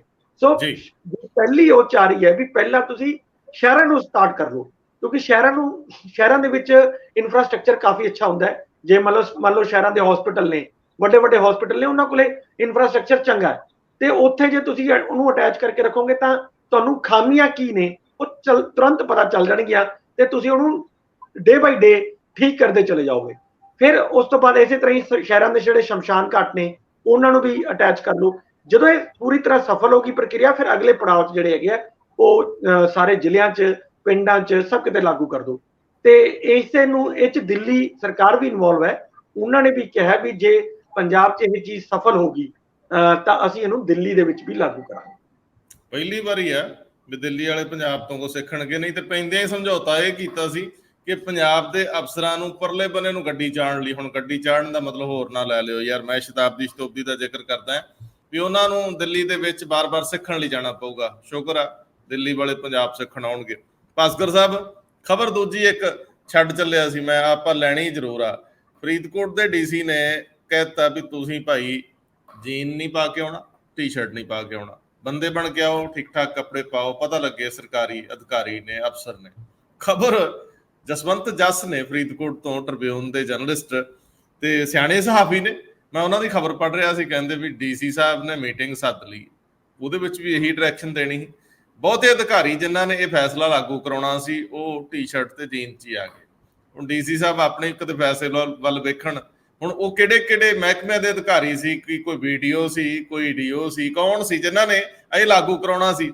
ਸੋ ਭਾਸਕਰ ਸਾਹਿਬ, ਕਈ ਵਾਰੀ ਸਥਿਤੀ ਬੜੀ ਅਜੀਬੋ ਗਰੀਬ ਹੋ ਜਾਂਦੀ ਹੈ। ਲੁਧਿਆਣੇ ਨਗਰ ਨਿਗਮ ਦੇ ਵਿੱਚ ਵੀ ਕੋਈ ਇੰਜ ਦਾ ਮਾਮਲਾ ਆਇਆ। ਵੈਸੇ ਤਾਂ ਬਾਹਰਲੇ ਦੇਸ਼ਾਂ 'ਚ ਲੋਕ ਕੈਪਰੀ ਕੁਪਰੀ ਪਾ ਕੇ ਵੀ ਆ ਜਾਂਦੇ ਆ। ਮੈਨੂੰ ਲੱਗਦਾ ਡੀਸੀ ਸਾਹਿਬ ਨੂੰ ਇਹੀ ਫਿਕਰ ਪੈ ਗਿਆ ਕਿ ਬਹੁਤੇ ਮਾਡਰਨ ਹੋਈ ਜਾ ਰਹੇ ਆ, ਕੱਲ ਨੂੰ ਇਹ ਨਾ ਹੋਵੇ ਵੀ ਕੋਈ ਕੈਪ ਜੀ ਕਦੇ ਤਾਂ ਨੂੰ ਠਾਹ ਨੂੰ ਕਰੇ ਤੇ ਕਦੇ ਥੱਲੇ ਕੈਪਰੀ ਜੀ ਪਾਈ ਹੋਵੇ ਤੇ ਸਵੇਰੇ ਦੌੜ ਲਾਉਂਦਾ ਹੀ ਦਫ਼ਤਰ ਆ ਜਾਇਆ ਕਰੇ। ਕੀ ਕਹਿੰਦੇ ਹੋ ਜੀ? ਬਿਲਕੁਲ, ਡੀਸੀ ਫਰੀਦਕੋਟ ਦੀ ਗੱਲ ਕਰਨ ਤੋਂ ਪਹਿਲੇ ਹੈ ਡੈਥ ਐਂਡ ਬਰਥ ਸਰਟੀਫਿਕੇਟ ਦੇ ਬਾਰੇ ਮੈਂ ਦੋ ਗੱਲਾਂ ਜ਼ਰੂਰ ਕਰਨਾ ਚਾਹਾਂਗਾ। ਕਰੋ। ਨਾਰਮਲੀ ਜਦੋਂ ਵੀ ਕੋਈ ਬੱਚਾ ਜੰਮਦਾ ਹੈ ਤੇ ਬੱਚੇ ਦੇ ਬਰਥ ਸਰਟੀਫਿਕੇਟ ਦੇ ਵਿੱਚ ਲਿਖਿਆ ਹੁੰਦਾ ਮੁੰਡਾ ਤੇ ਕੁੜੀ, ਜਾਂ ਫਿਰ ਕੋਈ ਘਰ ਦੇ ਆ ਲਿਖਾ ਦਿੰਦੇ ਨੇ ਕਾਕਾ ਤੇ ਗੁੱਡੀ, ਐਦਾਂ ਦੇ ਨਾਂ ਲਿਖਾ ਦਿੰਦੇ ਨੇ, ਔਰ ਬਾਅਦ ਚੋਂ ਉਹ ਨਾਂ ਜਦੋਂ 3-4 ਸਾਲ ਦਾ ਸਕੂਲ ਜਾਣ ਦਾ ਟਾਈਮ ਹੁੰਦਾ ਹੈ ਤਦ ਚੇਂਜ ਆਉਂਦਾ ਹੈ। ਔਰ ਬਰਥ ਸਰਟੀਫਿਕੇਟ ਨੂੰ ਲੈਣ ਵਾਸਤੇ 2 ਵਾਰ ਲੋਕਾਂ ਨੂੰ ਮੁਸ਼ਕਿਲ ਆਉਂਦੀ ਹੈ। ਇੱਕ ਵਾਰ ਪਹਿਲੇ ਜਦ ਜੰਮਦਾ ਹੈ ਤੇ ਬਾਅਦ ਚੋਂ ਜਦ ਉਹ ਨਾਂ ਐਡ ਕਰਾਉਣਾ ਹੁੰਦਾ ਹੈ। ਔਰ ਡੈਥ ਸਰਟੀਫਿਕੇਟ ਦੀ ਗੱਲ ਕਰੀਏ, ਕੱਲ ਵੀ ਮੈਨੂੰ ਇੱਕ ਫੋਨ ਆਇਆ ਕਿ 23 ਅਗਸਤ ਨੂੰ ਖੰਨੇ ਦੇ ਵਿੱਚ ਇੱਕ ਰੋਡ ਐਕਸੀਡੈਂਟ ਵਿੱਚ ਇੱਕ ਯੰਗ ਬੱਚਾ ਮਰ ਗਿਆ ਸੀਗਾ। ਅੱਜ ਤੱਕ ਉਹਦਾ ਡੈਥ ਸਰਟੀਫਿਕੇਟ ਨਹੀਂ ਮਿਲਿਆ। ਖੰਨਾ ਵਾਲੇ ਕਹਿੰਦੇ ਨੇ ਲੁਧਿਆਣੇ ਭੇਜਿਆ ਹੋਇਆ, ਲੁਧਿਆਣੇ ਤੋਂ ਆਏਗਾ। ਯਾਨੀ ਉਹ ਹਿਮਾਚਲ ਪ੍ਰਦੇਸ਼ ਦੀ ਫੈਮਿਲੀ ਹੈ ਜਿਨ੍ਹਾਂ ਦਾ ਬੱਚਾ ਪੰਜਾਬ ਦੇ ਵਿੱਚ ਉਹਦੀ ਡੈਥ ਹੋਈ। ਹਜੇ ਤੱਕ ਡੈਥ ਸਰਟੀਫਿਕੇਟ ਨਾ ਮਿਲਣ ਕਰਕੇ ਕਈ ਤਰੀਕੇ ਦੇ ਆਫੀਸ਼ੀਅਲ ਕੰਮਕਾਜ ਹੈਗੇ ਆ ਉਹ ਰੁਕ ਜਾਂਦੇ ਨੇ। ਮੈਨੂੰ ਲੱਗਦਾ ਇਸ ਮੁੱਦੇ ਦੇ ਉੱਤੇ ਕੰਮ ਭਾਵੇਂ ਸਰਕਾਰ ਕਰ ਰਹੀ ਹੈ, ਛੇਤੀ ਤੋਂ ਛੇਤੀ ਇਹਨੂੰ ਇੰਪਲੀਮੈਂਟ ਕਰਨਾ ਚਾਹੀਦਾ। ਹੁਣ ਕਰੀਏ ਗੱਲ ਫਰੀਦਕੋਟ ਦੇ ਡੀਸੀ ਦੀ। 3 ਲਾਈਨ ਦਾ ਆਰਡਰ ਪਿੱਛੇ ਕੱਢਤਾ ਡੀਸੀ ਸਾਹਿਬ ਵਿਨੀਤ ਕੁਮਾਰ ਜੀ ਨੇ। ਕਹਿੰਦੇ ਵੀ ਦਫ਼ਤਰ ਦੇ ਵਿੱਚ ਕੋਈ ਨਾ ਜੀਨ ਪਾਏਗਾ ਨਾ ਕੋਈ ਟੀ-ਸ਼ਰਟ ਪਾਏਗਾ ਤੇ ਫਾਰਮਲ ਡਰੈਸ ਪਹਿਨ ਕੇ ਬਹੂਆਂ ਵਰਗਾ ਤੁਸੀਂ ਆਣਾ ਹੈ, ਤੇ ਤਾਂ ਕਿ ਲੋਕਾਂ ਦੇ ਵਿੱਚ ਸਰਕਾਰ ਦਾ ਅਕਸ, ਸਰਕਾਰ ਦਾ ਇੰਪ੍ਰੈਸ਼ਨ ਔਰ ਤੁਹਾਡਾ ਆਪ ਦਾ ਇੰਪ੍ਰੈਸ਼ਨ ਬਹੁਤ ਵਧੀਆ ਪਏ। ਹਜੇ ਇਹ ਆਰਡਰ ਫੈਲਣਾ ਹੀ ਸੀਗਾ, ਪਰ ਉਸ ਤੋਂ ਬਾਅਦ ਨਾਲ ਦੇ ਨਾਲ ਜਿਸ ਤਰ੍ਹਾਂ ਤੁਸੀਂ ਕਿਹਾ ਕਿ ਸਾਡੇ ਪੱਤਰਕਾਰ ਸਾਥੀ ਨੇ ਖਬਰ ਛਾਪਤੀ, ਜਿਨ੍ਹਾਂ ਨੇ ਇਹ ਇੰਪਲੀਮੈਂਟ ਕਰਨਾ ਸੀਗਾ ਉਹ ਖੁਦ ਕੱਲ ਮੀਟਿੰਗਾਂ ਦੇ ਵਿੱਚ ਜੀਨ ਤੇ ਟੀ-ਸ਼ਰਟ ਪਾ ਕੇ ਆਏ ਹੋਏ। ਤੇ ਹੁਣ ਦੱਸੋ ਡੀਸੀ ਸਾਹਿਬ, ਇਹਨਾਂ ਨੂੰ ਤਾਂ ਪਹਿਲੇ ਸਾਂਭੋ, ਦੂਜਿਆਂ ਨੂੰ ਤੇ ਚਲੋ ਬਾਅਦ ਚੋਂ ਸਾਂਭ ਲਾਂਗੇ। ਜਿਹੜੇ ਜੀਨ ਟੀ-ਸ਼ਰਟ ਸਕਰਟਾਂ ਦੇ ਉੱਤੇ ਤੁਸੀਂ ਬੈਨ ਲਾਉਂਦੇ ਹੋ, ਆਪਣੇ ਬੰਦਿਆਂ ਨੂੰ ਸਾਂਭਣਾ ਬਹੁਤ ਜ਼ਰੂਰੀ ਹੈਗਾ, ਬਾਅਦ ਚੋਂ ਦੂਜੇ ਤੇ ਆਪੇ ਹੀ ਸਾਂਭੇ ਜਾਣਗੇ। ਔਰ ਐਦਾਂ ਹੀ ਨਗਰ ਨਿਗਮ ਲੁਧਿਆਣਾ ਇਹਦੇ ਚ ਭਾਸਕਰ ਸਾਹਿਬ, ਉਹ ਜਿਹੜੇ ਜੱਜ ਸਾਹਿਬ ਨੇ ਨਾ ਪੱਤਰਕਾਰ, ਉਹ ਕਹਿ ਰਹੇ ਵੀ ਡੀਸੀ ਦਫ਼ਤਰ ਦੇ ਅਧਿਕਾਰੀਆਂ ਨੇ ਟੀ-ਸ਼ਰਟਾਂ ਤਾਂ ਨਹੀਂ ਸੀ ਪਾਈਆਂ, ਪਰ ਜੀਨਾਂ ਉਹਨਾਂ ਨੇ ਵੀ ਪਾਈਆਂ ਹੋਈਆਂ ਸੀ। ਡੀਸੀ ਦਫ਼ਤਰ ਦੇ ਆਪਣੇ ਕਰਮਚਾਰੀ ਜਿਹੜੇ ਆ, ਯਾਰ ਡੀਸੀ ਸਾਹਿਬ ਨੂੰ ਇੱਕ ਮੀਟਿੰਗ ਪਹਿਲਾਂ ਘਰੋਂ ਕਰਨੀ ਚਾਹੀਦੀ ਸੀ ਵੀ ਸਾਰੇ ਸੱਜ ਫੱਬ ਕੇ, ਕਿਤੇ ਸ਼ੁਕਰ ਹੈ ਟਾਈ ਲਾਉਣ ਲਈ ਨਹੀਂ ਕਹਿਤਾ, ਪਤਾ ਲੱਗੇ ਵੀ ਦਫ਼ਤਰ ਦਾ ਰੰਗ ਢੰਗ ਹੀ ਹੋਰ ਹੋ ਜੇ, ਕੋਟ ਪਾ ਕੇ ਆਓ ਗਰਮੀਆਂ ਵਾਲੇ, ਉਹ ਵੀ ਹੋ ਜੇ। ਚਲੋ ਖੈਰ, ਆਪਾਂ ਹੁਣ ਤੁਸੀਂ ਜਾਓ ਨਗਰ ਨਿਗਮ ਟਾਈ ਵਾਲਾ ਆਰਡਰ ਵੀ ਨਾਲ ਹੀ ਪਾਸ ਕਰ ਦਿੰਦੇ ਤੇ ਚੰਗਾ ਸੀਗਾ। ਹੁਣ ਦੇਖੋ ਪੰਜਾਬ ਸਰਕਾਰ ਸੂਟਾਂ ਬੂਟਾਂ ਵਾਲੀ ਸਰਕਾਰ ਹੋ ਜਾਏਗੀ, ਬਦਲਾਵ ਵਾਲੀ ਸਰਕਾਰ ਹੈ, ਤੇ ਇਹ ਬਦਲਾਵ ਆਉਣਾ ਤੇ ਬਹੁਤ ਜ਼ਰੂਰੀ ਹੈਗਾ। ਪਰ ਚਲੋ ਹਜੇ ਅਫਸਰ ਜਿਹੜੇ ਕੱਲ ਮੀਟਿੰਗ ਕਰਕੇ ਜੀਨ ਪਾ ਕੇ ਆਏ ਸੀ, ਸ਼ਾਇਦ ਉਹਨਾਂ ਨੂੰ ਅੰਦਾਜ਼ਾ ਨਹੀਂ ਹੋਏਗਾ ਕਿ ਇਹ ਆਰਡਰ ਸਾਡੇ ਵਾਸਤੇ ਵੀ ਹੈ। ਉਹਨਾਂ ਨੇ ਅੰਦਾਜ਼ਾ ਲਾਇਆ ਹੋਏਗਾ ਮੁਲਾਜ਼ਮਾਂ ਵਾਸਤੇ ਹੀ ਹੈ ਇਹ ਆਰਡਰ, ਸਾਡੀ ਤੇ ਖੈਰ ਐਕਸੈਪਸ਼ਨ ਹੈਗੀ ਹੈ, ਅਸੀਂ ਜੋ ਮਰਜ਼ੀ ਪਾਈਏ। ਨਗਰ ਨਿਗਮ ਨੇ ਵੀ ਇੱਦਾਂ ਦੇ ਆਰਡਰ ਕੱਢੇ ਨੇ ਲੁਧਿਆਣਾ ਦੇ ਵਿੱਚ, ਕਿਉਂਕਿ ਉੱਥੇ ਦੇਖਿਆ ਕਈ ਮੁਲਾਜ਼ਮ ਨਾ ਕੈਪਰੀ ਜੀ ਪਾ ਕੇ, ਨਿੱਕਰ ਜੀ ਪਾ ਕੇ ਆ ਜਾਂਦੇ ਸੀਗੇ। ਔਰ ਖਾਸ ਕਰਕੇ ਜਿਹੜੇ ਡਿਪਾਰਟਮੈਂਟ ਦਾ ਜ਼ਿਕਰ ਅਸੀਂ ਕਰਕੇ ਹਟੇ ਹਾਂ, ਡੈਥ ਐਂਡ ਬਰਥ, ਉਹ ਡਿਪਾਰਟਮੈਂਟ ਦੇ ਵਿੱਚ ਤੇ ਲੋਕੀ ਕੈਪਰੀ ਜੀ ਨਿੱਕਰ ਜੀ ਪਾ ਕੇ, ਚਲੋ ਜੀ ਕਿੰਨੇ ਆ ਤੁਹਾਡੇ ਬੱਚੇ ਜੰਮੇ, ਲਓ ਸਰਟੀਫਿਕੇਟ ਲਓ, ਐਦਾਂ ਦੀ ਗੱਲਾਂ ਹੋ ਰਹੀ ਸੀ। ਉੱਥੇ ਵੀ ਸਖਤ ਆਰਡਰ ਹੋ ਗਏ, ਇੰਨੇ ਸੌਖੇ ਮਿਲ ਜਾਂਦੇ ਵੀ ਆ ਲਓ ਜੀ। ਤੇ ਨਿੱਕਰ ਦੇ ਬਾਰੇ ਚ ਵੀ ਹੁਣ ਲੱਗਿਆ ਬੈਨ, ਉੱਥੇ ਜੀਨ ਇੱਥੇ ਨਿੱਕਰ। ਹੁਣ ਪੈਂਟਾਂ ਸਵਾਣੀ ਪੈਣੀਆਂ, ਹੁਣ ਪੈਂਟਾਲੂਨ ਜਾ ਕੇ ਜਾਂ ਕਿਸੇ ਵੀ ਜਗ੍ਹਾ ਜਾ ਕੇ ਤੁਸੀਂ ਚੰਗੀ ਜੀ ਪੈਂਟਾਂ ਤੇ ਸ਼ਰਟਾਂ ਤੇ ਟਾਈਆਂ ਵੀ ਲੈ ਹੀ ਲਓ, ਪਤਾ ਨਹੀਂ ਅਗਲੇ ਆਰਡਰ ਟਾਈਆਂ ਦੇ ਵੀ ਆ ਜਾਣ। ਆਹੋ, ਵੈਸੇ ਗੱਲ ਤੁਸੀਂ ਠੀਕ ਉਠਾਈ ਹੈ ਕਿ ਡੀਸੀ ਸਾਹਿਬ ਨੂੰ ਹਫਤੇ ਦਾ ਟਾਈਮ ਤੇ ਦੇਣਾ ਚਾਹੀਦਾ ਸੀ, ਤੇ ਦਰਜੀਆਂ ਕੋਲ ਵੀ ਜਰਾ ਉੱਥੇ ਫਰੀਦਕੋਟ ਵਾਲਿਆਂ ਕੋਲ ਲਾਈਨ ਲੱਗੀ ਹੁੰਦੀ, ਤੇ ਪੈਂਟਾਂ ਸਵਾਉਣੀਆਂ ਵੀ ਪੈਣੀਆਂ, ਰੈਡੀਮੇਡ ਵੀ ਮਿਲਦੀਆਂ ਨੇ, ਸਾਰਾ ਕੁਝ ਹੁੰਦਾ। ਇੰਦਰਪ੍ਰੀਤ ਜੀ, ਆਪਾਂ ਨੈਸ਼ਨਲ ਪੋਲਿਟਿਕਸ ਤੇ ਜਾਣ ਤੋਂ ਪਹਿਲਾਂ ਤੁਹਾਡੇ ਵੱਲ ਬੁੱਢੇ ਨਾਲੇ ਦੇ ਮਾਮਲੇ 'ਚ ਆਉਣਾ। ਸੰਦੀਪ ਜਾਖੜ ਜਿਹੜੇ ਨਾ ਸਸਪੈਂਡ ਕੀਤੇ ਹੋਏ, ਨਾ ਇੱਧਰ ਛੱਡੇ ਨਾ ਉੱਧਰ ਛੱਡੇ, ਵਿੱਚ ਵਿਚਾਲੇ ਫਸਾਏ ਹੋਏ ਆ, ਉਹ ਬੁੱਢੇ ਨਾਲੇ ਸੰਬੰਧੀ ਜਿਹੜੀ ਕਮੇਟੀ ਉਹਦੀ ਮੀਟਿੰਗ ਲਈ ਗਏ, ਮੁੜ ਕੇ ਉਹਨਾਂ ਨੂੰ ਸਪੀਕਰ ਸਾਹਿਬ ਕੋਲ ਜਾ ਕੇ ਕਹਿਣਾ ਪਿਆ, ਦੇਖ ਲਓ ਸਪੀਕਰ ਸਾਹਿਬ ਆਇਆ ਤਾਂ ਕੋਈ ਹੈ ਨਹੀਂ। ਇਹ ਬੁੱਢਾ ਨਾਲਾ ਲੁਧਿਆਣੇ ਦੇ ਵਿੱਚ ਤਾਂ ਸ਼ੋਰ ਪਾਉਂਦਾ ਰਿਹਾ, ਬਹੁਤ ਰੌਲਾ ਪੈਂਦਾ ਰਿਹਾ। ਜਸਵੰਤ ਜ਼ਫਰ, ਮੈਨੂੰ ਯਾਦ ਹੈ, ਵੱਡੇ ਕਵੀ ਨੇ, ਉਹਨਾਂ ਦੀ ਕਵਿਤਾ ਬਹੁਤ ਮਸ਼ਹੂਰ ਹੋਈ ਸੀ, ਨਾਨਕ। ਸੋ ਮੈਨੂੰ ਯਾਦ ਹੈ ਕਿ ਉਹਨਾਂ ਨੇ ਪੋਲਿਊਸ਼ਨ ਦੇ ਖਿਲਾਫ ਮੁਹਿੰਮ ਛੇੜੀ ਸੀ। ਗੁਰਭਜਨ ਗਿੱਲ, ਬਹੁਤ ਸਾਰੇ ਹੋਰ ਸਾਹਿਤਕਾਰ ਤੇ ਸਿਆਣੇ ਲੋਕ ਇਸ ਮੁਹਿੰਮ ਲਈ ਅੱਗੇ ਤੁਰਦੇ ਰਹੇ। ਪਰ ਹੁਣ ਇਹ ਬੁੱਢਾ ਨਾਲਾ ਸੰਦੀਪ ਜਾਖੜ ਜੀ ਨੂੰ ਵੀ ਤੰਗ ਕਰਦਾ ਜੀ। ਇਹ ਮੈਨੂੰ ਦੱਸਿਓ, ਬੁੱਢੇ ਨਾਲੇ ਨੂੰ ਲੈ ਕੇ ਹੋਣਾ ਕੀ ਸੀ ਵਿਧਾਨ ਸਭਾ ਦੀ ਕਮੇਟੀ 'ਚ? ਜਰਾ ਸਾਂਝ ਪਾਇਓ, ਆਉਂਦੇ ਕਿਉਂ ਨਹੀਂ ਐਮਐਲਏ? ਕੱਲ ਵੀ ਅਸੀਂ ਖੇਤੀ ਵਾਲੀ ਕਮੇਟੀ ਦਾ ਰੌਲਾ ਪਾ ਕੇ ਹਟੇ ਆ, ਕੀ ਹੋਇਆ ਇਹਨਾਂ ਨੂੰ? ਕਿੱਥੇ ਬਹੁਤੇ ਬਿਜ਼ੀ ਹੋ ਗਏ? ਰੰਧਾਵਾ ਸਾਹਿਬ, ਬਿਲਕੁਲ ਤੁਹਾਡੀ ਗੱਲ ਠੀਕ ਹੈ ਕਿ ਮੈਨੂੰ ਲੱਗਦਾ ਕੁਝ ਜ਼ਿਆਦਾ ਹੀ ਬਿਜ਼ੀ ਹੋ ਗਏ ਹੈ। ਪਹਿਲਾਂ ਤਾਂ ਇਹ ਖਬਰਾਂ ਛਪਦੀਆਂ ਹੁੰਦੀਆਂ ਸੀ ਆਮ ਤੌਰ ਤੇ ਕਿ ਮੈਂਬਰ ਜਾਂਦੇ ਨਹੀਂ ਹੈ ਮੀਟਿੰਗਾਂ 'ਚ, ਲੇਕਿਨ ਬਾਹਰੋਂ ਹੀ ਹਾਜ਼ਰੀ ਲਗਾ ਕੇ ਮੁੜ ਜਾਂਦੇ ਹੈ, ਤੇ ਜਿਹੜੇ TADA ਆ ਉਹ ਪੂਰੇ ਲੈ ਲੈਂਦੇ ਆ। ਪਰ ਹੁਣ ਤਾਂ ਮੀਟਿੰਗ ਹੀ ਨਹੀਂ ਹੋ ਰਹੀ, ਕੋਰਮ ਹੀ ਪੂਰਾ ਨਹੀਂ ਹੋ ਰਿਹਾ। ਸੋ ਪਹਿਲਾਂ ਆਪਾਂ ਗੱਲ ਕੀਤੀ ਸੀ ਖੇਤੀਬਾੜੀ ਜਿਹੜੀ ਨਾਲ ਸੰਬੰਧਿਤ ਕਮੇਟੀ ਹੈ, ਉਸ ਤੋਂ ਅਗਲੇ ਦਿਨ ਇੱਕ ਬੁੱਢਾ ਨਾਲਾ ਦੇ ਉੱਤੇ ਵੀ ਕਮੇਟੀ ਬਣੀ ਹੋਈ ਹੈ, ਜਿਹੜੀ ਬੁੱਢਾ ਨਾਲਾ ਦੇ ਵਿੱਚ ਪੋਲੂਸ਼ਨ ਕਿਵੇਂ ਘੱਟ ਹੋਵੇ, ਨਾ ਜਾਵੇ, ਜ਼ੀਰੋ ਲੈਵਲ ਦਾ ਹੋਵੇ। ਇਸ ਤੇ ਬਹੁਤ ਲੰਬੇ ਸਮੇਂ ਤੋਂ ਕੰਮ ਹੋ ਰਿਹਾ। ਹਾਈ ਕੋਰਟ ਨੇ ਵੀ ਇੱਕ ਕਮੇਟੀ ਬਣਾ ਰੱਖੀ ਸੀ, ਮੈਨੂੰ ਯਾਦ ਹੈ, ਬਹੁਤ ਸੀਨੀਅਰ ਬਿਊਰੋਕਰੇਟ ਸੀਗੇ ਪੀ ਰਾਮ, ਉਹਨਾਂ ਦੀ ਅਗਵਾਈ ਵਿੱਚ, ਤੇ ਉਹਨਾਂ ਨੇ ਬਹੁਤ ਸਖਤ ਆਰਡਰ ਕੀਤੇ ਹੋਏ ਸੀ ਵੀ ਜ਼ੀਰੋ ਟੋਲਰੈਂਸ ਹੋਏਗੀ ਉੱਥੇ, ਮੈਂ ਕੋਈ ਇੱਕ ਬੂੰਦ ਵੀ ਪੈਣ ਨਹੀਂ ਦੇਣੀ ਇਹਦੇ ਵਿੱਚ। ਸੋ ਪਰ ਜਦੋਂ ਉਹ ਰਿਟਾਇਰ ਹੋ ਗਏ, ਉਸ ਤੋਂ ਬਾਅਦ ਫਿਰ ਗੱਲ ਉੱਥੇ ਦੀ ਉੱਥੇ ਹੀ ਆ ਗਈ। ਪ੍ਰਕਾਸ਼ ਸਿੰਘ ਬਾਦਲ ਹੋਰਾਂ ਨੇ ਵੀ ਬੜੀਆਂ ਮੀਟਿੰਗਾਂ ਕੀਤੀਆਂ ਇਸ ਤੇ, ਪਰ ਬੁੱਢਾ ਨਾਲਾ ਚੇਂਜ ਨਹੀਂ ਹੋਇਆ, ਉਸ ਤਰ੍ਹਾਂ ਹੀ ਹੈ। ਸਵਾਲ ਇਹ ਨਹੀਂ ਹੈ ਕਿ ਇੱਥੇ ਅਸੀਂ ਡਿਸਕਸ਼ਨ ਕੀ ਕਰ ਰਹੇ ਹਾਂ। ਦਿੱਕਤ ਇਹ ਹੈ ਕਿ ਬੁੱਢਾ ਨਾਲਾ ਦੀ ਜਿਹੜੀ ਪੋਲੂਸ਼ਨ ਹੈ, ਇੱਕ ਲੁਧਿਆਣੇ ਨੂੰ ਸ਼ਾਇਦ ਉਹਨਾਂ ਤੰਗ ਨਾ ਕਰਦੀ ਹੋਵੇ, ਲੇਕਿਨ ਇਹ ਜਿਹੜੇ ਡਾਊਨ ਸਟਰੀਮ ਹੈ ਉਹਦੀ, ਇਹ ਜਾ ਕੇ ਸਤਲੁਜ 'ਚ ਮਿਲਦਾ ਹੈ, ਫਿਰ ਸਤਲੁਜ ਜਾ ਕੇ ਹਰੀਕੇ ਪੱਤਨ 'ਚ ਮਿਲਦੀ ਹੈ, ਫਿਰ ਇਹੀ ਜਾ ਕੇ ਜਿਹੜੇ ਅੱਗੇ ਵੱਡੀਆਂ ਨਹਿਰਾਂ ਜਾਂ ਹੋਰ ਦੂਜੀਆਂ ਨਹਿਰਾਂ ਰਾਹੀਂ, ਨਹਿਰੀ ਸਿਸਟਮ ਰਾਹੀਂ ਪਾਣੀ ਅੱਗੇ ਜਾਂਦਾ ਹੈ, ਉਹ ਸਾਰੇ ਦਾ ਸਾਰਾ ਹੀ ਪੋਲਿਊਟ ਹੁੰਦਾ, ਬਹੁਤ ਜ਼ਿਆਦਾ, ਮਤਲਬ ਖੜਨ ਨੂੰ ਵੀ ਜੀ ਨਹੀਂ ਕਰਦਾ ਉੱਥੇ, ਇੰਨਾ ਜ਼ਿਆਦਾ ਗੰਦਾ ਪਾਣੀ ਹੁੰਦਾ ਹੈ। ਸੋ ਜਿਹੜੇ ਇਹ ਮਤਲਬ ਚਾਹੇ ਮੁਕਤਸਰ ਵਾਲੇ ਹੋਣ, ਅਬੋਹਰ ਵਾਲੇ ਹੋਣ, ਜਾਂ ਜਿਹੜੇ ਦੂਜੇ ਵੀ MLAs ਨੇ, ਉਹਨਾਂ ਨੂੰ ਤਾਂ ਇਸ ਗੱਲ ਦੀ ਤਕਲੀਫ ਹੈ ਹੀ ਹੈ ਕਿ ਅਸੀਂ ਇਹ ਸਾਰਾ ਪੋਲਿਊਟਡ ਪਾਣੀ ਪੀਂਦੇ ਆ, ਜਾਂ ਖੇਤੀ ਨੂੰ ਲਗਾਉਂਦੇ ਆ, ਜਾਂ ਆਪਣੇ ਪਸ਼ੂਆਂ ਨੂੰ ਪਿਲਾਉਂਦੇ ਆ। ਸਾਰੇ ਤੁਸੀਂ ਦੇਖੋ ਕਿੰਨਾ ਕੈਮੀਕਲ ਹੈ ਇਹਦੇ ਵਿੱਚ। ਸੋ ਇਸ ਤੇ ਜੇ ਕੋਈ ਬੰਦੇ ਨੂੰ ਚਿੰਤਾ ਹੈ ਤਾਂ ਉਹ ਮੀਟਿੰਗਾਂ 'ਚ ਵੀ ਆਉਂਦੇ ਆ। ਪਰ ਮੈਨੂੰ ਹੈਰਾਨੀ ਹੈ ਕਿ ਕੱਲ ਤਾਂ ਉਹ ਆਏ ਹੀ ਇਕੱਲੇ, ਹੋਰ ਕੋਈ ਹੈ ਹੀ ਨਹੀਂ ਸੀ, ਇੱਕ ਵੀ ਬੰਦਾ ਹੋਰ ਨਹੀਂ ਆਇਆ। ਤਾਂ ਉਹਨਾਂ ਨੇ ਸਪੀਕਰ ਸਾਹਿਬ ਨੂੰ ਇਹ ਕਿਹਾ ਵੀ ਜਾ ਕੇ, ਮਤਲਬ ਕਿ ਇਹਦਾ ਫਾਇਦਾ ਕੀ ਹੈ ਇਹ ਜਿਹੀਆਂ ਮੀਟਿੰਗਾਂ ਦਾ, ਜੇ ਕੋਈ ਆਉਣਾ ਤਾਂ ਹੈ ਨਹੀਂ। ਔਰ ਮੈਂ ਤੁਹਾਨੂੰ ਪਹਿਲੇ ਕੱਲ ਵੀ ਇਹ ਕਿਹਾ ਸੀਗਾ, ਸਪੀਕਰ ਸਾਹਿਬ ਨੇ ਪਹਿਲਾਂ ਵੀ ਇੱਕ ਮੀਟਿੰਗ ਕੀਤੀ ਸੀਗੀ, ਸਾਰੇ ਚੇਅਰਮੈਨ ਬੁਲਾਏ ਸੀਗੇ ਕਿ ਤੁਸੀਂ ਯਾਰ ਇਸ ਤੇ ਕਮੇਟੀਆਂ ਨੂੰ ਸੀਰੀਅਸਲੀ ਲਓ। ਔਰ ਰੰਧਾਵਾ ਸਾਹਿਬ, ਮੈਂ ਤੁਹਾਨੂੰ ਦੱਸਾਂ ਕਿ ਕਮੇਟੀ ਇੰਨੀ ਪਾਵਰਫੁਲ ਹੁੰਦੀ ਹੈ, ਇਹ ਕੋਈ ਵੀ ਕਮੇਟੀ, ਜਿਹੜੀ ਵਿਧਾਨ ਸਭਾ ਦੀਆਂ ਕਮੇਟੀਆਂ ਜਿੰਨੀਆਂ ਵੀ ਨੇ, ਉਹ ਇੰਨੀਆਂ ਪਾਵਰਫੁਲ ਹੁੰਦੀਆਂ ਨੇ ਕਿ ਮੈਨੂੰ ਯਾਦ ਹੈ ਜਦੋਂ ਤੱਕ ਇਹਦੇ 'ਚ ਵੀਰ ਦਵਿੰਦਰ ਹੋਣੀ ਵਰਗੇ ਸੀਨੀਅਰ ਪੋਲੀਟੀਸ਼ੀਅਨ ਸੀਗੇ, ਤਾਂ ਇਹ ਨਹੀਂ ਸੀ ਹੁੰਦਾ ਕਿ ਮਤਲਬ ਜਿਹੜੇ ਅਫਸਰ ਹੈ ਬਿਨਾਂ ਤਿਆਰੀ ਤੋਂ ਆ ਜਾਣ। ਇੰਨੀ ਤਿਆਰੀ ਕਰਕੇ ਆਉਂਦੇ ਸੀ ਕਿ ਕੁਝ ਵੀ ਪੁੱਛ ਸਕਦੇ ਆ ਉਹਨਾਂ ਤੋਂ। ਸੋ ਲੇਕਿਨ ਜਦ ਦੇ ਮਤਲਬ ਹੁਣ ਨਵੇਂ ਬੰਦੇ ਆਉਂਦੇ ਆ, ਉਹ ਪੜ੍ਹਦੇ ਹੀ ਨਹੀਂ ਹੈ, ਨਾ ਤਾਂ ਉਹਨਾਂ ਨੂੰ ਵਿਧਾਨ ਸਭਾ ਦੇ ਜਿਹੜੇ ਮੇਜ਼ ਤੇ ਕੁਐਸਚਨ ਰੱਖੇ ਆ ਜਾਂ ਹੋਰ ਕਾਗਜ਼ ਰੱਖੇ, ਉਹੀ ਤੱਕ ਪੜ੍ਹਦੇ ਨਹੀਂ ਹੈ ਵੀ ਘੱਟੋ ਘੱਟ ਪੜ੍ਹ ਤਾਂ ਲੈਣ ਵੀ ਯਾਰ ਆ ਕੀ ਰਿਹਾ, ਤਾਂ ਹੀ ਕਿਤੋਂ ਡਿਸਕਸ਼ਨ ਹੋਏਗੀ। ਇੰਨੀ ਮਤਲਬ ਆ ਜਿਹੜੀ ਨਵੀਂ ਗਵਰਨਮੈਂਟ ਬਣੀ ਹੈ ਨਾ, ਜਿਸ 'ਚ 92 ਵਿਧਾਇਕ ਚੁਣ ਕੇ ਆਏ ਨੇ, ਇਸ ਤੋਂ ਮੈਨੂੰ ਬਹੁਤ ਜ਼ਿਆਦਾ ਨਮੋਸ਼ੀ ਹੈ। ਹਾਲਾਂਕਿ ਇਸ ਤੋਂ ਪਹਿਲਾਂ ਜਿਹੜੇ 20 ਵਿਧਾਇਕ ਆਏ ਸੀਗੇ ਆਮ ਆਦਮੀ ਪਾਰਟੀ ਦੇ, ਉਹਨਾਂ ਨੇ ਸੱਚਮੁੱਚ ਹੀ ਬਹੁਤ ਅੱਛਾ ਕੰਮ ਕੀਤਾ ਸੀਗਾ। ਮੈਨੂੰ ਯਾਦ ਆ ਫੂਲਕਾ ਸਾਹਿਬ, ਉਹਨਾਂ ਦੀ ਇੰਨੀ ਤਿਆਰੀ ਕਰਵਾਉਂਦੇ ਹੁੰਦੇ ਸੀ, ਇੱਕ ਇੱਕ ਕਾਨੂੰਨ ਉਹਨਾਂ ਨੂੰ ਮਤਲਬ ਜਿਵੇਂ ਹੁੰਦਾ ਨਾ ਰਟਾ ਦੇਣਾ, ਇਸ ਤਰ੍ਹਾਂ ਰਟਾ ਦਿੰਦੇ ਸੀਗੇ। ਪਰ ਇਹਦੇ 'ਚ ਹੁਣ ਕੋਈ ਦੱਸਣ ਵਾਲਾ ਵੀ ਨਹੀਂ ਹੈ, ਔਰ ਇਹ ਨਾ ਹੀ ਕੁਝ ਇੱਥੇ ਕੋਈ ਕਰਨ ਵਾਲਾ ਹੈ। ਸੋ ਕੋਈ ਮੈਨੂੰ ਸਮਝ ਨਹੀਂ ਆ ਰਹੀ ਵੀ ਇਹ ਫਿਰ ਕਮੇਟੀਆਂ ਬਣਾਉਣ ਦਾ ਫਾਇਦਾ ਹੀ ਕੀ ਹੈ। ਜੇ ਸਪੀਕਰ ਸਾਹਿਬ ਨੇ, ਮੈਂ ਤਾਂ ਸਪੀਕਰ ਸਾਹਿਬ ਨੂੰ ਇਹੀ ਕਹੂੰਗਾ ਕਿ ਵੀ ਇਹ ਸਾਰੀਆਂ ਭੰਗ ਹੀ ਕਰ ਦਿਓ ਜੀ। ਸਰਕਾਰ ਦਾ ਇੰਨਾ ਪੈਸਾ ਖਰਚ ਹੁੰਦਾ ਇੱਕ ਇੱਕ ਕਮੇਟੀ ਦੇ ਉੱਤੇ, ਇੱਕ ਮੀਟਿੰਗ ਦੇ ਉੱਤੇ ਰੰਧਾਵਾ ਸਾਹਿਬ ਘੱਟੋ ਘੱਟ 1 ਲੱਖ ਰੁਪਏ ਤੋਂ ਉੱਪਰ ਖਰਚਾ ਆਉਂਦਾ ਹੈ। ਤੁਸੀਂ ਦੇਖੋ ਜੇ ਇੰਨੇ ਪੈਸੇ ਖਰਚ ਕਰਕੇ ਵੀ ਆਪਾਂ ਮਤਲਬ ਜਿਹੜਾ ਜਿਹਨੂੰ ਕਹਿੰਦੇ ਰਿਜ਼ਲਟ ਜਿਹੜਾ ਹੈਗਾ ਉਹ ਜ਼ੀਰੋ ਹੀ ਹੈ, ਤਾਂ ਫਿਰ ਇਹਨਾਂ ਕਮੇਟੀਆਂ ਨੂੰ ਬਣਾਉਣ ਦਾ ਫਾਇਦਾ ਵੀ ਕੁਝ ਨਹੀਂ। ਮੈਨੂੰ ਲੱਗਦਾ ਚ ਸਪੀਕਰ ਸਾਹਿਬ ਨੂੰ ਇਨੀਸ਼ੀਏਟ ਕਰਕੇ ਇਹਨਾਂ ਨੂੰ ਸਾਰਿਆਂ ਨੂੰ ਟ੍ਰੇਨਡ ਕਰਨਾ ਚਾਹੀਦਾ, ਜਿਹੜੇ ਨਵੇਂ ਆਏ, ਜਿਹੜੇ ਪੁਰਾਣੇ ਆਏ ਆ ਉਹਨਾਂ ਨੂੰ ਵੈਸੇ ਹੀ ਉਦਮ ਕਰਨਾ ਚਾਹੀਦਾ। ਇਹਨਾਂ ਨੂੰ ਵਿਧਾਨ ਸਭਾ ਤੋਂ ਬਾਹਰ ਵੀ ਲੈ ਕੇ ਆਉਣਾ ਚਾਹੀਦਾ, ਇਹਨਾਂ ਦੇ ਉੱਤੇ ਡਿਬੇਟਸ ਹੋਣੀਆਂ ਚਾਹੀਦੀਆਂ, ਬਹਿਸ ਹੋਣੀਆਂ ਚਾਹੀਦੀਆਂ। ਅੱਜ ਜੇ ਸਰਦਾਰ ਵੀਰ ਦਵਿੰਦਰ ਸਿੰਘ ਜਿਉਂਦੇ ਹੁੰਦੇ ਤੇ ਅਸੀਂ ਉਹਨਾਂ ਨੂੰ ਲੈ ਕੇ ਰਾਣਾ KP ਜੀ ਨੂੰ ਲੈ ਕੇ ਸਪੀਕਰ ਸਾਹਿਬ ਨੂੰ ਲੈ ਕੇ ਅਸੀਂ ਡਿਬੇਟ ਕਰਦੇ, ਬਹਿਸ ਕਰਦੇ, ਪਰ ਹੁਣ ਸਾਡੇ ਕੋਲ ਬੰਦੇ ਬੜੇ ਘੱਟ ਬਚੇ ਆ।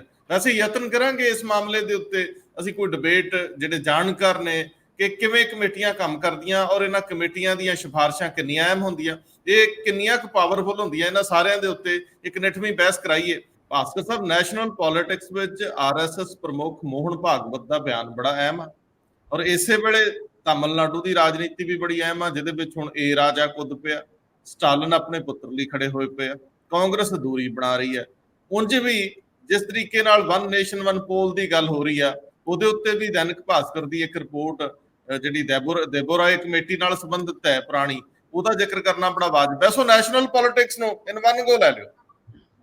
ਨੈਸ਼ਨਲ ਪੋਲਿਟਿਕਸ ਦਾ ਰੰਧਾਵਾ ਜੀ ਇੱਕ ਨੈਰੇਟਿਵ ਵੱਖਰੇ ਤਰੀਕੇ ਦਾ ਸੈੱਟ ਹੋ ਰਿਹਾ ਹੈ, ਖਾਸ ਕਰਕੇ ਤਮਿਲਨਾਡੂ ਦੇ ਮੁੱਖ ਮੰਤਰੀ ਦੇ ਪੁੱਤਰ ਉਦੈਨਿਧੀ ਦੇ ਉਸ ਸਟੇਟਮੈਂਟ ਤੋਂ ਬਾਅਦ ਕਿ ਸਨਾਤਨ ਧਰਮ ਦੇ ਵਿੱਚ ਇਹ ਵੇ ਇਹਨੂੰ ਖਤਮ ਕਰਨਾ ਚਾਹੀਦਾ ਹੈ, ਕਰੋਨਾ ਵਰਗੀ ਬਿਮਾਰੀ ਹੈ ਬਹੁਤ ਸਾਰੀ। ਹੁਣ ਇਹਦੇ ਵਿੱਚ ਉਸ ਜਿਹੜੀ ਪਾਰਟੀ ਦੇ ਹੀ ਵੱਡੇ ਲੀਡਰ A ਰਾਜਾ 2G ਸਕੈਮ ਤੁਸੀਂ ਸੁਣਿਆ ਹੋਵੇਗਾ, ਚਲੋ A ਰਾਜਾ ਉਹਨਾਂ ਨੇ ਵੀ ਇਹ ਬਿਆਨ ਦਿੱਤਾ ਹੈ ਕਿ ਇਹ ਸਨਾਤਨ ਧਰਮ ਕੋਡ ਵਰਗਾ HIV ਵਰਗਾ ਹੈਗਾ ਔਰ ਇਹਦੇ ਉੱਤੇ ਕੰਮ ਕਰਨਾ ਚਾਹੀਦਾ, ਇਹਨੂੰ ਫਿਨਿਸ਼ ਕਰ ਦੇਣਾ ਚਾਹੀਦਾ। ਔਰ ਇੱਕ ਤਰੀਕੇ ਨਾਲ ਉਦੈਨਿਧੀ ਦੀ ਦਿੱਤੀ ਹੋਈ ਸਟੇਟਮੈਂਟ ਦੇ ਉੱਤੇ ਉਹਨਾਂ ਨੇ ਆਪਣਾ ਰਿਐਕਸ਼ਨ ਦਿੱਤਾ ਹੈ, ਰਿਐਕਸ਼ਨ ਵੀ ਉਹਦੀ ਸਪੋਰਟ ਦੇ ਵਿੱਚ ਹੀ ਦਿੱਤਾ। ਔਰ ਖਾਸ ਕਰਕੇ ਪਿਓ ਯਾਨੀ ਸਟੈਲਿਨ ਜਿਹੜੇ ਮੁੱਖ ਮੰਤਰੀ ਹੈਗੇ ਉਹਨਾਂ ਨੇ ਵੀ ਆਪਣੇ ਬੇਟੇ ਦਾ ਉਸ ਦਿੱਤੀ ਹੋਈ ਸਟੇਟਮੈਂਟ ਦੇ ਉੱਤੇ ਸਪੋਰਟ ਕਰਨਾ, ਇਹ ਆਪਣੇ ਆਪ ਵਿੱਚ ਇੱਕ ਹੁਣ ਨੈਸ਼ਨਲ ਇਸ਼ੂ ਵਜੋਂ ਉੱਭਰ ਰਿਹਾ ਹੈ।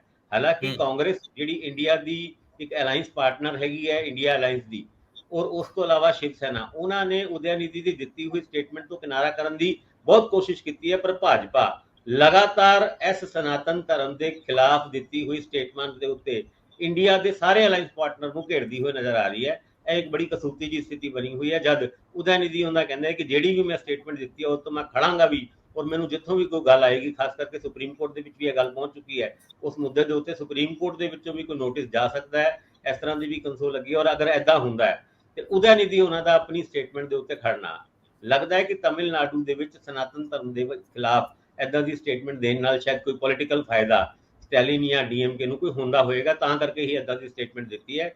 ਹੁਣ ਕੱਲ ਜਿਹੜੇ ਮੋਹਨ ਭਾਗਵਤ RSS ਦੇ ਮੁਖੀ, ਉਹਨਾਂ ਨੇ ਵੀ ਇਸ ਮੁੱਦੇ ਦੇ ਉੱਤੇ ਸਟੇਟਮੈਂਟ ਦਿੱਤੀ ਹੈ। ਹਾਲਾਂਕਿ ਬਹੁਤੀ ਗੱਲ ਤੇ ਉਹਨਾਂ ਨੇ ਅਖੰਡ ਭਾਰਤ ਨੂੰ ਲੈ ਕੇ ਕੀਤੀ ਹੈ, ਪਰ ਧਰਮ ਦੇ ਵਿੱਚ ਔਰ ਦੇਸ਼ ਦੇ ਵਿੱਚ ਆਰਕਸ਼ਣ ਦੇ ਮੁੱਦੇ ਦੇ ਉੱਤੇ ਵੀ ਉਹਨਾਂ ਨੇ ਇੱਕ ਸਟੇਟਮੈਂਟ ਦਿੱਤੀ ਹੈ। ਜਦ ਤੱਕ ਸਾਡੇ ਸਿਸਟਮ ਦੇ ਵਿੱਚ ਦਲਿਤਾਂ ਦੇ ਨਾਲ ਡਿਸਕ੍ਰਿਮੀਨੇਸ਼ਨ ਹੁੰਦਾ ਰਹੇਗਾ, ਤਦ ਤੱਕ ਇਹ ਆਰਕਸ਼ਣ ਜ਼ਰੂਰੀ ਹੈ। ਔਰ ਐਦਾਂ ਦੀ ਹੀ ਸਟੇਟਮੈਂਟ ਉਹਨਾਂ ਨੇ, ਤੁਹਾਨੂੰ ਯਾਦ ਹੋਏਗਾ ਜਦ ਪਿਛਲੀ ਵਾਰ ਬਿਹਾਰ ਇਲੈਕਸ਼ਨ ਦੇ ਟਾਈਮ ਦਿੱਤੀ ਸੀ ਕਿ ਆਰਕਸ਼ਣ ਦੀ ਲੋੜ ਦੇ ਉੱਤੇ ਉਹਨਾਂ ਨੇ ਸਵਾਲ ਉਠਾਏ ਸੀਗੇ ਤੇ ਉਹਨਾਂ ਨੂੰ ਖਮਿਆਜ਼ਾ ਪੋਲੀਟੀਕਲੀ ਭੁਗਤਣਾ ਪਿਆ ਸੀ ਬਿਹਾਰ ਦੇ ਵਿੱਚ। ਹੁਣ ਉਹਨਾਂ ਦੀ ਸਟੇਟਮੈਂਟ ਦੇ ਵਿੱਚ ਥੋੜਾ ਸ਼ਿਫਟ ਹੈਗਾ। ਜੇ ਗੱਲ ਕਰੀਏ ਅਲਾਈਅੰਸ ਪਾਰਟਨਰ ਦੀ, ਇੰਡੀਆ ਅਲਾਈਅੰਸ ਪਾਰਟਨਰਸ ਦੀ, ਤੇ ਮਮਤਾ ਬੈਨਰਜੀ ਉਹਨਾਂ ਨੇ ਵੀ ਆਪਣੇ ਵਿਧਾਇਕਾਂ ਦੀ ਵੈਸਟ ਬੰਗਾਲ ਦੇ ਵਿੱਚ 40% ਸੈਲਰੀ ਨੂੰ ਇਨਕਰੀਜ਼ ਕਰਤਾ ਹੈ। ਸਾਡੇ ਵਾਲੇ ਜਿਹੜੇ ਪੰਜਾਬ ਵਾਲੇ ਵਿਧਾਨ ਪਰਿਸ਼ਦ ਨੂੰ ਰਿਵਾਈਵ ਕਰਨ ਦੀ ਗੱਲ ਕਰ ਰਹੇ ਨੇ, ਤੇ ਉਹਨਾਂ ਨੇ ਆਪਣੇ ਵਿਧਾਇਕਾਂ ਦਾ 40,000 ਰੁਪਏ ਦੇ ਕਰੀਬ ਪੇਮੈਂਟ ਜਿਹੜੀ ਤਨਖਾਹ ਉਹਨਾਂ ਦੀ ਵਧਾਤੀ ਹੈ। ਉਸ ਤੋਂ ਇਲਾਵਾ ਜੇ ਨੈਸ਼ਨਲ ਪੋਲਿਟਿਕਸ ਦੀ ਗੱਲ ਕਰੀਏ ਤੇ 18 ਤੋਂ 22 ਤਰੀਕ ਨੂੰ ਜਿਹੜਾ ਸਪੈਸ਼ਲ ਸੈਸ਼ਨ ਹੋਣਾ ਹੈ, ਉਹਦੇ ਵਿੱਚ ਏਜੰਡਾ ਕੀ ਹੋਏਗਾ? ਸੋਨੀਆ ਗਾਂਧੀ ਦਾ ਲਿਖੀ ਹੋਈ ਚਿੱਠੀ, ਉਹਦਾ ਜਵਾਬ ਜਿਹੜੇ ਪ੍ਰਹਲਾਦ ਜੋਸ਼ੀ ਜਿਹੜੇ ਪਾਰਲੀਮੈਂਟਰੀ ਅਫੇਅਰਸ ਮਿਨਿਸਟਰ ਨੇ, ਉਹਨਾਂ ਜਵਾਬਾਂ ਤੋਂ ਬਾਅਦ ਗੱਲ ਉੱਥੇ ਹੀ ਖੜੀ ਹੈ ਕਿ ਕਿਹੜੇ ਮੁੱਦੇ ਹੈਗੇ ਨੇ ਜਿਹੜੇ ਇਸ ਸਪੈਸ਼ਲ ਸੈਸ਼ਨ ਦੇ ਵਿੱਚ ਆ ਸਕਦੇ ਨੇ। ਵਨ ਨੇਸ਼ਨ ਵਨ ਪੋਲ, ਇਹ ਮੁੱਦਾ ਆਲਰੇਡੀ ਸੈੱਟ ਹੈ ਉਸ ਤੇ ਆਉਣ ਵਾਸਤੇ। ਤੇ ਇਹਦੇ ਉੱਤੇ ਇੱਕ ਹੋਰ ਗੱਲ ਨਿਕਲ ਕੇ ਆਈ ਹੈ, 2019 ਦੇ ਵਿੱਚ ਵੀ ਇਦਾਂ ਦਾ ਇੱਕ ਪ੍ਰਪੋਜ਼ਲ ਆਇਆ ਸੀ, ਇਲੈਕਸ਼ਨ ਕਮਿਸ਼ਨ ਨੇ ਇਹ ਪ੍ਰਪੋਜ਼ ਕੀਤਾ ਸੀ ਲੋਕ ਸਭਾ ਚੋਣਾਂ ਨੂੰ 2 ਚਰਨਾਂ ਦੇ ਵਿੱਚ ਕੀਤਾ ਜਾਏ, ਤਾਂ ਕਿ ਅੱਗੇ ਚੱਲ ਕੇ ਵਨ ਇਲੈਕਸ਼ਨ ਵਨ ਪੋਲ ਵਨ ਨੇਸ਼ਨ ਵਾਲਾ ਫਾਰਮੂਲਾ ਪ੍ਰੋਪਰ ਤਰੀਕੇ ਨਾਲ ਇੰਪਲੀਮੈਂਟ ਹੋ ਜਾਏ। ਉਸ ਪ੍ਰਪੋਜ਼ਲ ਦੇ ਹਿਸਾਬ ਨਾਲ ਅਪ੍ਰੈਲ ਮਈ 2019 ਨੂੰ 14 ਸੂਬਿਆਂ ਦੇ ਵਿੱਚ ਲੋਕ ਸਭਾ ਦੇ ਇਲੈਕਸ਼ਨ ਹੋਣੇ ਸੀਗੇ ਔਰ ਵਿਧਾਨ ਸਭਾ ਦੇ ਵੀ ਇਲੈਕਸ਼ਨ ਹੋਣੇ ਸੀਗੇ, ਔਰ ਸੈਕੰਡ ਫੇਜ਼ ਦੇ ਵਿੱਚ ਅਕਤੂਬਰ ਨਵੰਬਰ 2021 16 ਸੂਬਿਆਂ ਦੇ ਵਿੱਚ ਇਲੈਕਸ਼ਨ ਕਰਾਉਣ ਦਾ ਪ੍ਰਪੋਜ਼ਲ ਦਿੱਤਾ ਸੀ। ਇਹ ਪ੍ਰਪੋਜ਼ਲ ਕਿਸੇ ਕਾਰਨ ਵੰਸ਼ ਇੰਪਲੀਮੈਂਟ ਨਹੀਂ ਹੋ ਸਕਿਆ, ਪਰ ਉਸ ਪ੍ਰਪੋਜ਼ਲ ਦੇ ਵਿੱਚ ਇਹ ਵੀ ਗੱਲ ਨਿਕਲ ਕੇ ਆਈ ਸੀ 12 ਸੂਬਿਆਂ ਦੇ ਵਿੱਚ ਟੈਨਿਓਰ 5 ਤੋਂ 13 ਮਹੀਨਿਆਂ ਦਾ ਵਧਾਇਆ ਜਾਏ ਤੇ 14 ਸੂਬਿਆਂ ਦੇ ਵਿੱਚ 3 ਤੋਂ 15 ਮਹੀਨਿਆਂ ਦਾ ਜਿਹੜਾ ਟੈਨਿਓਰ ਘਟਾਇਆ ਜਾਏ ਤੇ ਇਹ ਵਨ ਨੇਸ਼ਨ ਵਨ ਪੋਲ ਦਾ ਸੁਪਨਾ ਪੂਰਾ ਹੋ ਸਕਦਾ ਹੈ। ਇਸ ਮੁੱਦੇ ਦੇ ਉੱਤੇ ਵੀ ਹੋ ਸਕਦਾ ਹੈ ਆਉਣ ਵਾਲੇ ਸਪੈਸ਼ਲ ਸੈਸ਼ਨ ਦੇ ਵਿੱਚ ਕੋਈ ਚਰਚਾ ਲੋਕ ਸਭਾ ਦੇ ਵਿੱਚ ਹੋਏ, ਪਰ ਕੁਝ ਹਿਡਨ ਏਜੰਡਾ ਉਹਦੀ ਗੱਲ ਇੰਡੀਆ ਅਲਾਈਅੰਸ ਦੇ ਪਾਰਟਨਰ ਬਾਰ-ਬਾਰ ਕਰ ਰਹੇ ਨੇ ਕਿ ਕੁਝ ਇਸ ਸਪੈਸ਼ਲ ਸੈਸ਼ਨ ਦੇ ਵਿੱਚ ਕੁਝ ਏਦਾਂ ਦੀ ਚੀਜ਼ ਲਿਆਈ ਜਾ ਸਕਦੀ ਹੈ ਜਿਹਦੇ ਕਰਕੇ ਪੂਰੀ ਦੇਸ਼ ਦੇ ਵਿੱਚ ਰਾਜਨੀਤੀ ਦਾ ਵੀ ਮਾਹੌਲ ਚੇਂਜ ਹੋ ਜਾਏ ਔਰ ਜਨਤਾ ਦਾ ਜਿਹੜੀ ਜੁੜੇ ਹੋਈ ਸਮੱਸਿਆਵਾਂ ਹੈਗੀਆਂ ਉਹਨਾਂ ਦੇ ਉੱਤੇ ਗੱਲ ਪਿਛਾ ਰਹਿ ਜਾਏ। ਬਹੁਤ ਮਿਹਰਬਾਨੀ, ਬਹੁਤ ਧੰਨਵਾਦ। ਧੰਨਵਾਦ। Thank you.